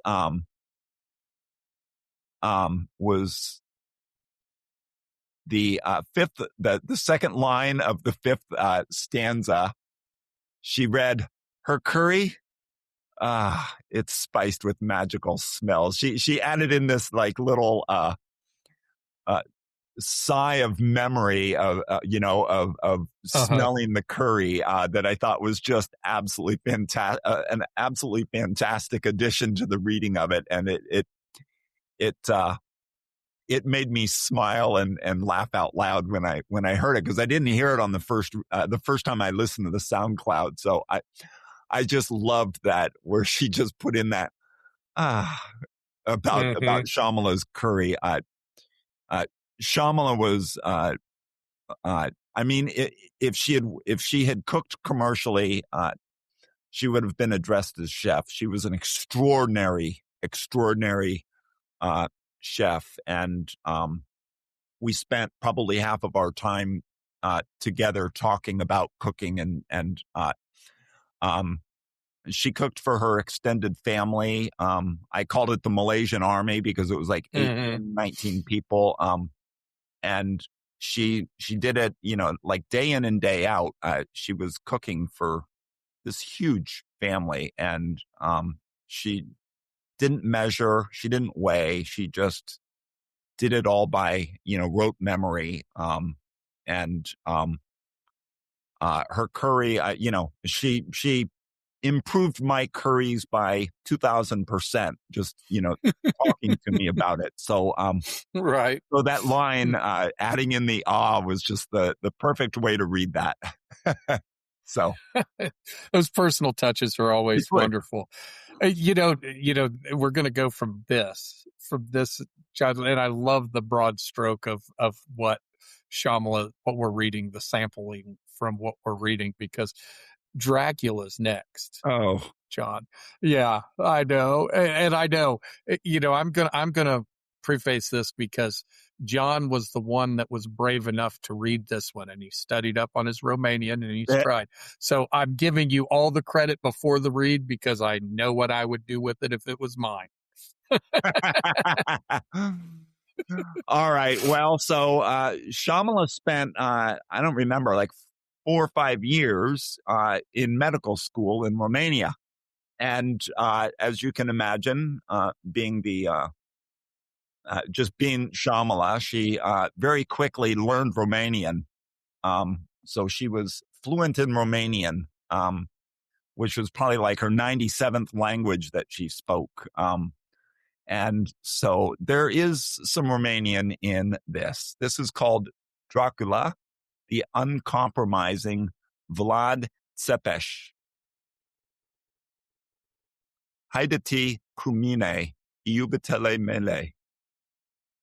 Să pașim pe un tăram indepărtat. Let's listen to the tales of a legend and a myth. Son of Vlad II Dracul, born of cursed decree. A dragon's heir, the impaler's blood-stained pith. The son of Wallachia, dark-eyed and never free. A vampire, a lover, the count all myths repeat. Whatever the mask, he's a flame that won't retire. Drinks blood like wine to keep his form complete. Love's shadow in his chest, centuries of fire. The novel whispers of a man who waits for breath, of beauty lost in a kiss that transcends the grave. But behind that silk of romance hides a colder death, where tyrants rule not hearts, but learn to enslave. A macabre sight, 20,000 speared in place. At Targovishte, the Ottomans saw Hell's Gate flare. This too was love of homeland, twisted with grace. A prince defending all he'd lost in fire and prayer. Once a hostage held for sins he'd never earned, raised by wolves in Ottoman halls of pain, where his brother's eyes were scorched and justice burned, and treachery crowned the dynasty with disdain. He rose like thunder through smoke and boiling tar, with dragon's blood and God as his blade's holy guide. He made the nobles dance on stakes beneath the stars, their screams like hymns where angels once had cried. The Saxons wrote of him as demon, thirst and blight, yet dared not walk the woods. His justice ruled. Did he dine beneath the corpses in the moonlight? Did dip bread in blood where kings and cowards dueled? From Serbia's edge to where the Black Sea yawns, he struck with fire, poisoned rivers, raised the field. Each stroke a poem, each corpse another pawn, and every death a page his legend sealed. He lost the throne, then claimed it with deceit, disguised as Turk or ghost in Wallachian flame. Perhaps he died by friend or Ottoman elite. No truth remains, just echoes of his name. So ask yourself, which story holds more weight? The Gothic dream or the man the empire broke? Which tale bears more the gravity of fate? The impaler's spike or a vampire's velvet cloak? Shika Savegi Aventural. Trebui sa umbli ku morti. Trebui sa te duci la dracu. End poem. And that's the best Romanian I can do. Great job, John. You are as brave as you are learned, sir. Kudos to you. I'll go ahead and take care of these author's notes if you don't mind. Please. I'll go ahead and read them. Dracula, the uncompromising Vlad Tepes, explores the blurred boundary between man and monster, myth and memory. Vlad III of Wallachia, known as Dracula, has been vilified, romanticized, and fictionalized beyond recognition. This poem is not an attempt to redeem him, nor to condemn him, but to confront the tension between the vampire of Gothic lore and the prince forged in blood, betrayal, and nationhood. A dragon's son, a tyrant, a symbol, yes, even the Count on the Sesame Street. He is not just the monster you know. Beneath the velvet cloak lies the iron spike. To know him, you must walk with the dead. Shamala. Romanian translation. Now, I'm going to take my opportunity to butcher this, John. That I hope I'll make you feel way better about your read. Hedeci Kumain, a utopla melee, sapasm pe un terram indeparte. Come with me, my beloveds. Let's step into a distant land. Sikasa visi adverol trebusa umbli ku mortai. Treblusa tu duci la dracu. And so that you see the truth, you have to walk with the dead. You have to go to the devil. That's the translation. I'm scared now. This good read, John. This poem had to be included, and we were trying to do what we could, and you took one for the team there, so I had to read the author's notes so I could stumble through it too. That way we're equals, John. Yeah. Thank you for that. I feel so supported. It wouldn't have been fair if I'd have said, "Okay, John, you want to read the author's notes now?" Because I know you would have. That one had to be represented in this, though, because it's so different. Like you said, it's just different, and I believe that got a gold medal at least, didn't it? It's got 2 silvers and two silvers and 2 honorable mentions. That's what it was. Yeah. I knew it was well traveled and well read, read by a lot of people. Yeah. Oh. So we're ready to.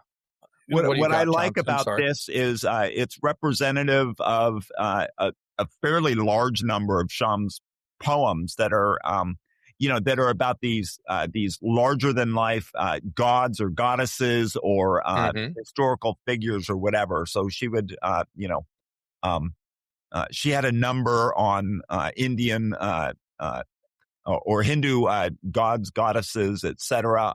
And this one is that epicness applied to Dracula, which, of course, if she's going to go spend a few years in Romania, she's going to find, like these, the Romanian larger than life personas or people or gods or goddesses or whatever, and write epic poems about it. So I felt like this was just classic Sham writing, like these larger than life poems about these larger than life people or gods or goddesses. So she fell in love with the legend of Dracula when she moved there. She was obsessed by it, and so this is just one of those larger than life expressions of her obsession. And I love the rhyming. She was such a good rhymer.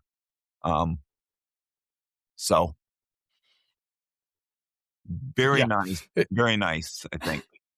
Yeah, she definitely a meticulous rhymer. I know you have to have a little bit of natural ability in that, but she worked hard at it too, and it always showed. It always did. So I'm not sure. We're shifting gears to something else now, and this one's a little bit different. The Stone, the River, and the Song, which I was going to read, but I wanted to share Esima Chiva's, again, Apache comment and Merv's comment on this piece. Esima wrote, "This poem has a strong mythic and philosophical core. It's evocative, intelligent, and emotionally sincere. The interplay between mathematics and art as dual expressions of the same divine source, the white swan, gives the piece a spiritual and metaphysical atmosphere." Rip Shamala. That was Esima's comment on it. And I really appreciate that. And I thought you would too, because the mention of the mathematical. And Merv wrote, "As a tribute to Shamala and her poems, I produced this." So there's a Suno link for this that he made in honor of Shamala because she enjoyed Suno so much and utilized it. So if there isn't anything more, I think I'll go ahead and read the piece. The Stone, the River, the Song by Shamala. He dreamed in numbers carved from stone, each curve precise, each angle known. She moved in colors, wild and free, her brush, the river's melody. He shaped the laws that hold and stay. She traced the tides that slip away. Between their touch, the world was drawn, and in their cradle glowed the swan. He sought the proof that gods had spun. She sought the shimmer in the undone. Yet when the wind unstitched the air, his symbols danced, her hues stood fair. Stone remembered what sand forgot, and flow completed what form begot. His zero slept in spiral shells, her currents hummed through hidden wells. For he was measure, she was more, the pulse beneath the ocean's roar. He fixed the stars, she named their flame, and both returned from where they came. He carved in granite, cold, divine, she poured her dawn through shifting line. Yet each, within the other's art, heard the same silence, the same bright start. So water wore the mountain's vein, and stone gave river strength to reign. Their dance of chaos and design etched the face of the infinite mind. And deep within the mingled calm rested the grace of the white swan's psalm. In poem. That's a really good one. Mm-hmm. That's a really good one. I needed to look and see what awards that poem had gotten, and I didn't see any. That's amazing. It should be awarded something. Front page pick, whatnot. What did you think of that, John?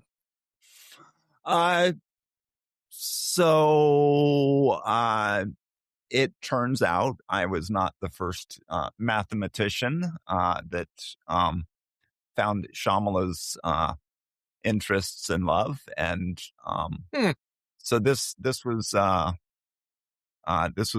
reflection on the first, and I'll be darned. Yeah, it didn't. So it was actually submitted to written for a contest called the Mathematician versus the Artist, which was like perfect for either relationship, I think. It didn't even make finalists. I can't figure out why, but she later submitted it to a Second Chance contest that it got a gold medal. It won gold. Yep. Yeah. So but yeah, I like everything or like so many of her poems, this incorporated Hindu traditions. And so the white swan, in her author's note, she says, the white swan embodies the timeless goddess of wisdom and creation, known in many Hindu traditions as Saraswati. She's not written here in form, but felt as presence, the stillness that holds both measure and imagination.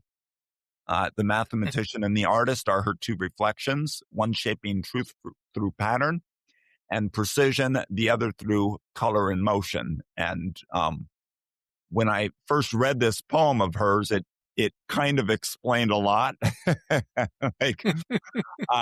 like, oh, this isn't your first rodeo, hey? But yeah, I really love this. I like the ideas in it, and I like the incorporation of Saraswati. It's just she was so good at just incorporating, gods and goddesses and myths and rituals and so forth into her poetry. This is such a great example of that. Yeah, the natural world and the spirituality is wonderful in that piece. So I think, I can't remember. I got to look and see what we have next. I'm sorry, John. Did you have something else? Nope. Oh, it's your read. I see. A Friend Who Follows. Oh. All right. This is A Friend Who Follows. By Shifting Shamala. gears. Yeah. Fran and Frank, the fearless two, floated where the lilies grew. Fran with freckles, fishing fine, Frank all fur and golden shine. But all day long, poor Frank felt blue. He missed his friend, the moon he knew. He lights my life like a guiding star. He's my best friend, though he's afar. So Fran said, come, let's chase his light. We'll fish and wish all through the night. The oars went swish, the waters played, while frogs sang loud and fireflies swayed. Then up he peeked, round, kind, and true. The moon appeared, all pearly on cue. Frank wagged and woofed, his tail atune. My friend has found me. Hello, moon. He's learned from that bright glowing hue that best friends stay together in all they do. So just like moon, so soft, so true, he follows Fran the whole night through. Friends of fun, of fish, of glean, drifting deep in a moonlit dream. Fran and Frank and the moon above, three best friends in a lake of love. End children's poem.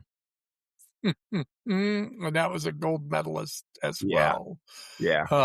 Well deserved too. So, John, I want to read, if you don't mind. Go. Deborah I'm Lee gonna run. 05's. I'm gonna run. I'll be back in a moment. Okay, you're fine. I'm going to read this then and be just fine. This is from Deborah Lee 05, who is a member and a coordinator in our group, the Quill and Parchment Society, and she wrote this about this piece. What a heartwarming tale. You've crafted a beautiful story of friendship and companionship, weaving a special bond between Fran, Frank, and the moon. The imaginative imagery is lovely, with vivid details like lilies grew, oars went swish, and fireflies swayed. The rhythm and rhyme are delightful, making the poem a joy to read. The themes of friendship, empathy, and connection shine through, with Frank's longing for the moon being particularly poignant. Fran's understanding and support are wonderful, and their adventure together is pure magic. The ending, where Frank finds comfort in Fran's companionship, just like the moon's steady presence, is a lovely lesson in loyalty. This poem reminds me that friendship can be a guiding light, illuminating our lives like the moon in the sky, which is a precious gift to give to the reader.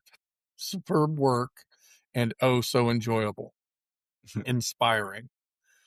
This is from Shamala in response. Thank you so much for this beautiful feedback. It truly means a lot. And thank you for giving me such a delightful prompt to write from. It was an absolute joy to bring Fran, Frank, and the moon to life. We often wish every friendship carried that kind of loyalty and gentle understanding, but only a few of us are lucky enough to find it in real life. Here's to many more stories and friendships that remind us how magical true connection can be. Deb replied, "It's my pleasure to read your beautiful work. You can see your heart and soul weaved throughout it. Thank you, Miss Deborah. I'm honestly so humbled and overjoyed by the award. It means a lot that you found it worthy of such appreciation." I don't think much more needs to be said. the ladies took care of it there. John, do you have thoughts? I mean, I could talk about all of her children's poems for days. Isn't that funny? Because I said much more doesn't need to be said, but there's always something. We always have thoughts on stuff like this. Yeah. So I guess all I would say is that she wrote this before I met her. She had a thing about cats, and we used to joke about my cat. So it turns out my cat's name was Frank, and so there's some imagery in here. I mean, Frank was a female, not a male. She was a cat, not a dog. But the Frank and the moon and so forth were kind of cool images for me. And anyway, but she had she was a little bit allergic to cats, and so we used to joke about my cat Frank. Trying to, because cats are killers. They're, like sociopathic killers. We used to joke about, my cat Frank secretly wanting to kill her. And so I was like, well, that's why Frank couldn't, that's why the Frank in A Friend Who Follows had to be a dog, and so, but yeah, I love this poem. It's gorgeous. Her children's poems are all about things like friendship and acceptance and so forth. So this is yet another one of her poems that I think should absolutely be published. So yeah, I agree, John. And from there, we move on to the one that you and I are both tickled pink to hear read. Yet another children's poem. This is. Please go ahead. Yeah, go for it. I can't wait. This is The Tragedy of Love in 24 Minutes, a Mayfly sonnet by Shamala, and it is a bronze medal winner and front page pick. I'm going to read what Way Down Up on Joy commented. So cleverly created on the theme of lovemaking and using personification to a great degree for the carrying spree of a time-numbered mayfly. Absolutely a fun read and well done. I felt like that summed it up very, very well. Yeah. So here we go. The Tragedy of Love in 24 Minutes, a Mayfly's Sonnet. Shall I propose before I hatch my wings, or just seduce you near that dead raccoon? The sun is high. We must do mating things. I've minutes left. Are you free this afternoon? Should I adore you with a midair dance, or bumble through your legs, all pollen drunk? I wrote you poems on a leaf by chance, but it blew off. Now I just feel debunked. Should I be deep or not get eaten yet? My uncle died mid-bone by snapping trout. I swear I laud you, though we've barely met. I'm fairly sure my thorax just fell out. Still, I would rather burst in flaming bliss than live to age 2 hours and never kiss. End poem. This was so delightful, John. We're chuckling like 10-year-old children. I could barely read it because I was biting my cheeks to keep from laughing. It's a front page pick and bronze medalist, I believe. And it's one of those things that when I read it first, I was like, that is hilarious. Like, it is so funny on so many ways. The urgency it just is hilarious. Go ahead, John. I want to hear your thoughts on this. Oh, I just think it's pure genius. It just shows just what a genius she was. When it came to what a creative genius she was. It's just so overwhelmingly, for me anyway, just so creative to think about, as Way Down Upon Joy said, a poem about lovemaking, and then anthropomorphizing a mayfly. Who's only got, like minutes to live, and also to put it in sonnet form. Sonnets are often used for love poems. It's just, I think this is pure genius. And I can't read it. I've read it 100 times and I still can't read it without cracking up. It's impossible. It's impossible. I was listening to you and thinking, oh, John's laughing. And then I started laughing too. And I got through it. But, anybody that reads that poem is going to laugh to themselves while they're reading it anyway. So I don't feel guilty. It's hilarious. It's absolutely hilarious. It's what our friend has intended to do to us, is make us laugh. And we certainly did. I love that piece. That's one of my favorites. Yeah. It really is.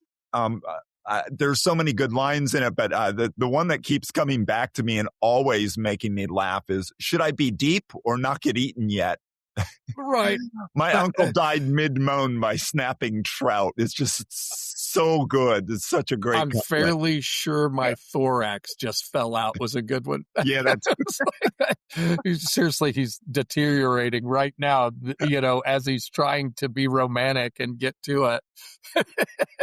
But I think the best image is the second line of or just seduce you near that dead raccoon.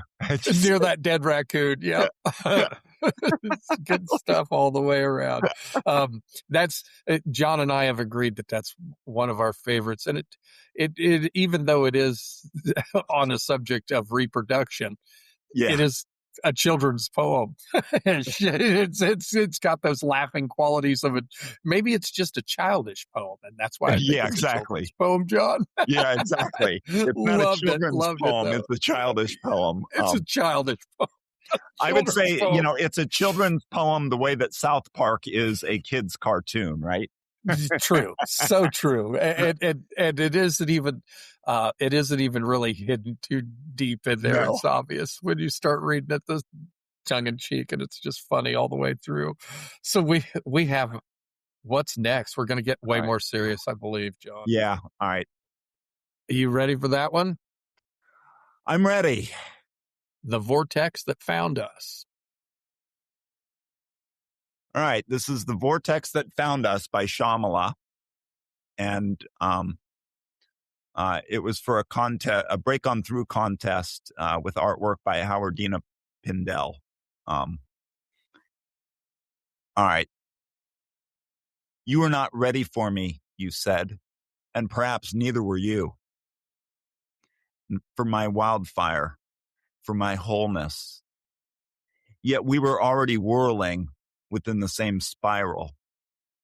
Our canvas convulsed, a sun-scorched surge of saffron and searing gold, a blizzard of blue breaking beneath it, celadon currents colliding in chromatic confession, arrows in spirals, pointing, pressing, piercing towards a center that swallows certainty. The life I lived carved me from conflagration and cold. Love lashed me, left me luminous and lacerated. Obedience bent my bones into brittle bows. Rebellion ripped ribbons through my ribs. I danced in the dust of discarded drafts, margin walker, quill breaker, needling my own undoing into the corners of midnight to learn the weight of truth. I gathered my shards, fear flickering, desire drumming, ache answering ache, scattered between moments until only you could see them whole.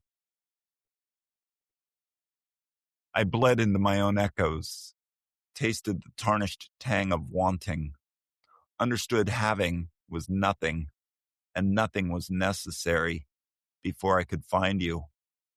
Every fracture, every fall, every love that fled too soon, they led me here to you. The place where all my fragments flock, fierce as starlings in a storm, folding into a single sacred center, where chaos curves into convergence. This is how I found you, through tempest and tremor, through spiral and shatter, through the savage symmetry of surrender. And now, perhaps, now you can see me, not body alone, nor voice, but a vortex, vast, vivid, vehement, a cathedral of collisions, where every broken beginning braids itself. So I am now everything for you. End poem. What a great piece, John. You got through that without fluttering. I'm impressed, sir. Yeah. I think I think this was sort of the first pure love poem that she ever wrote for me. So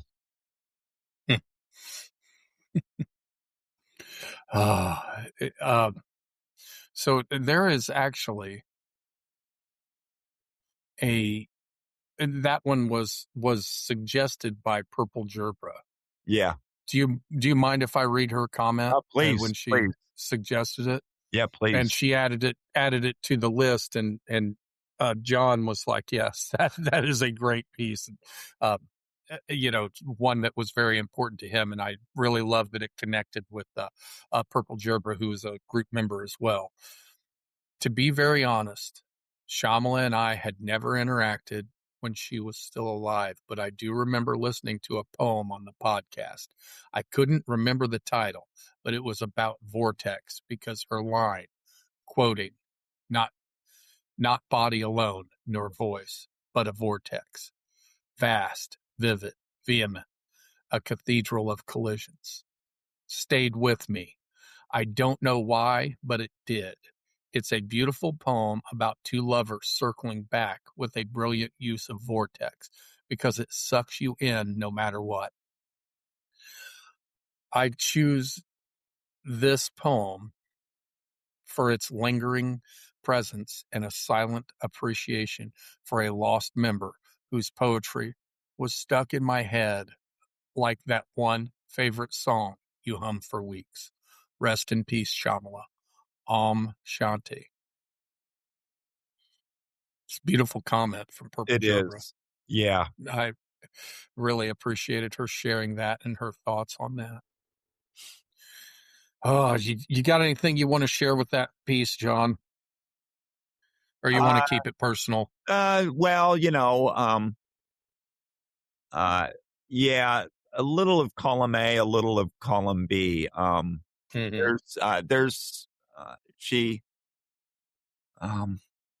So in mathematics, especially in the theory of differential equations, which is sort of one of my main areas of expertise, there's something called the phase plane, and it's used to study differential equations. But for equations that kind of circle, as for example, a vortex, the way that we plot them is we draw we draw little curved segments of the different lines, and I don't know how, but she just sort of saw that in the painting, and so she captures a fair bit of this. I would say that anybody schooled in differential equations would completely understand, sort of what she's doing here with the vortex. And so I just thought it was such a brilliant write from somebody who was not a mathematician, but, somehow understood the phase plane, shall we say. So that's pretty much all I want to say. I was very taken aback by the mathematical maturity of the imagery in this. So, and of course, loved it as a love poem. So, and yeah, it got a gold medal because it's. I also just this is also a good example, like many today of her ability to use alliteration like a scalpel. Mm-hmm. Just Absolutely. the segment that Purple Gerbera pointed to was classic. So yeah, we've done well with everybody what they contributed and stuff like that, John, of representing everything that Shamala was as a writer, as a poet. Yeah, we really did. We did very.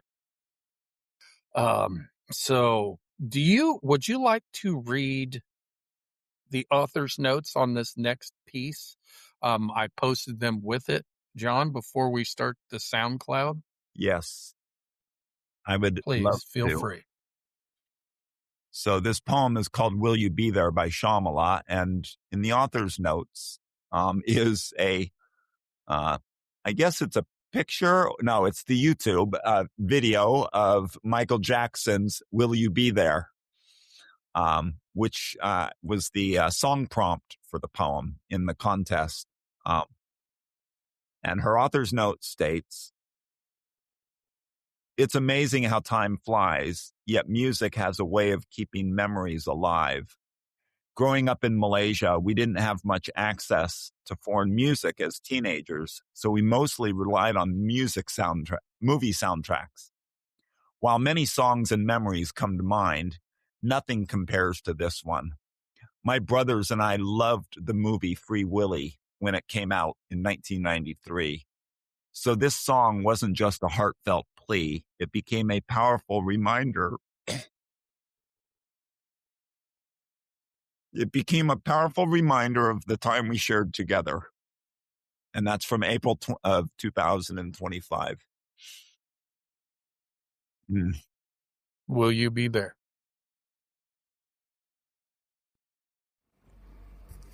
This is called "Will You Be There" by Shamala. This blotted cocoon, a long-waited flame. 4 moons since I left, yet nothing's the same. My brother, my mirror, just 2 years behind, squinted shrills of laughter still wafted to mind.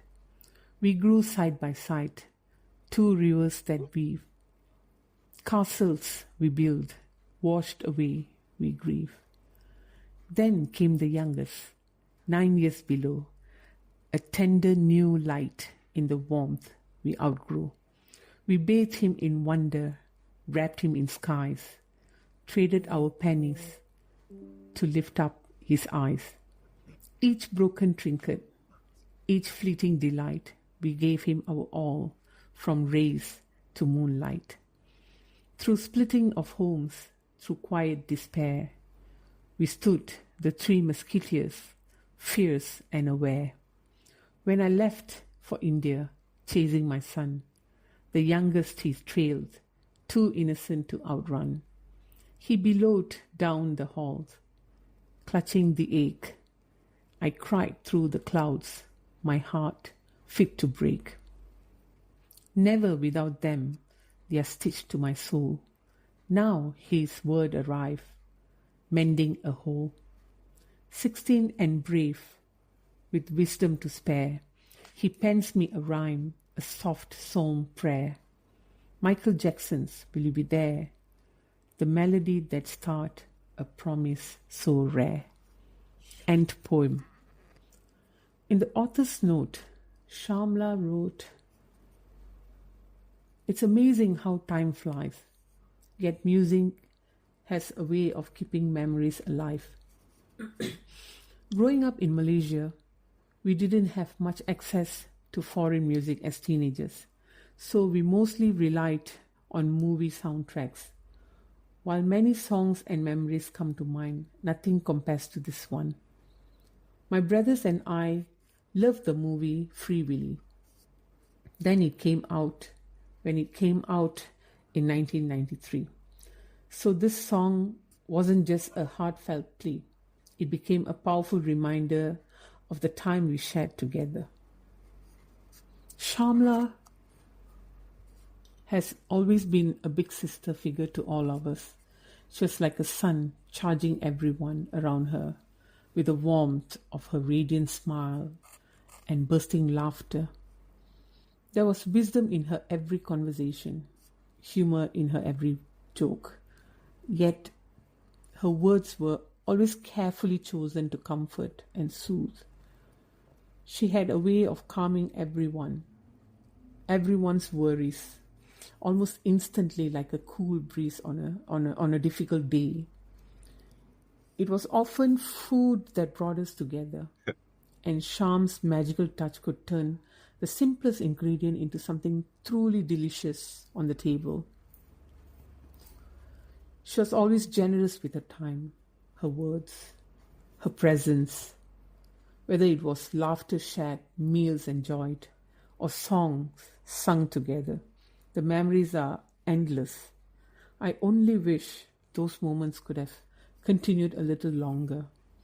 Thank you, Sham, for the love you gave so freely, the joy you brought into our lives, and the memory we will carry in our heart forever.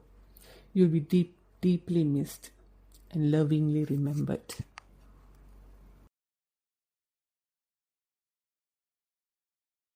The audio cut out right there at the end, but man, oh man, what a wonderful way to end this celebration of Shamala's life and arts. John, you okay? Yep. We got through it. We got through it. We got through it. Yeah. Probably should have said before, I should have probably mentioned beforehand that, so that was Shamala's other best friend, Shamini. Mm-hmm. And I should have mentioned beforehand that Shamini read the author's note as part of the reading. And so, sorry, I should have done that. But it was kind of nice hearing it in her voice too, and your voice, John, because it affected her very well too. I could hear that in her voice when she was reading it. It was very personal. So, it's okay. No big deal. No big deal. But at all. What a perfect ending, huh? Yeah. I mean, if you're going to wrap it up, you're going to wrap it up that way and really care. And you and I, when we first started putting this together, we were worried we couldn't go an hour and a half or 2 hours, weren't we? Yeah. We ended up at better than 2.5 hours. And that was just on the 20 pieces in the conversation, and could have went longer. Could have honestly went longer because there was a whole lot to delve into and talk about. But I feel like, John, we did our friends a real service here by sharing what we appreciate about her and what everybody contributed to our community. And she was an important part, is still a continuing important part of our community, because also in our the Quill and Parchment Society group, she is now currently our July Poet of the Month, and the Mayfly. Yes. The Mayfly has been a part of that. Yeah. We've done everything now, and that is call it a day. Head for the door. John, anything to say as the music wraps? Nope. Well, we can ease on out the door here with our music, Ben. All right. And that's a perfect way to do it. I'll get things together. Do let me thank you once again for putting this all together and doing this, Bill.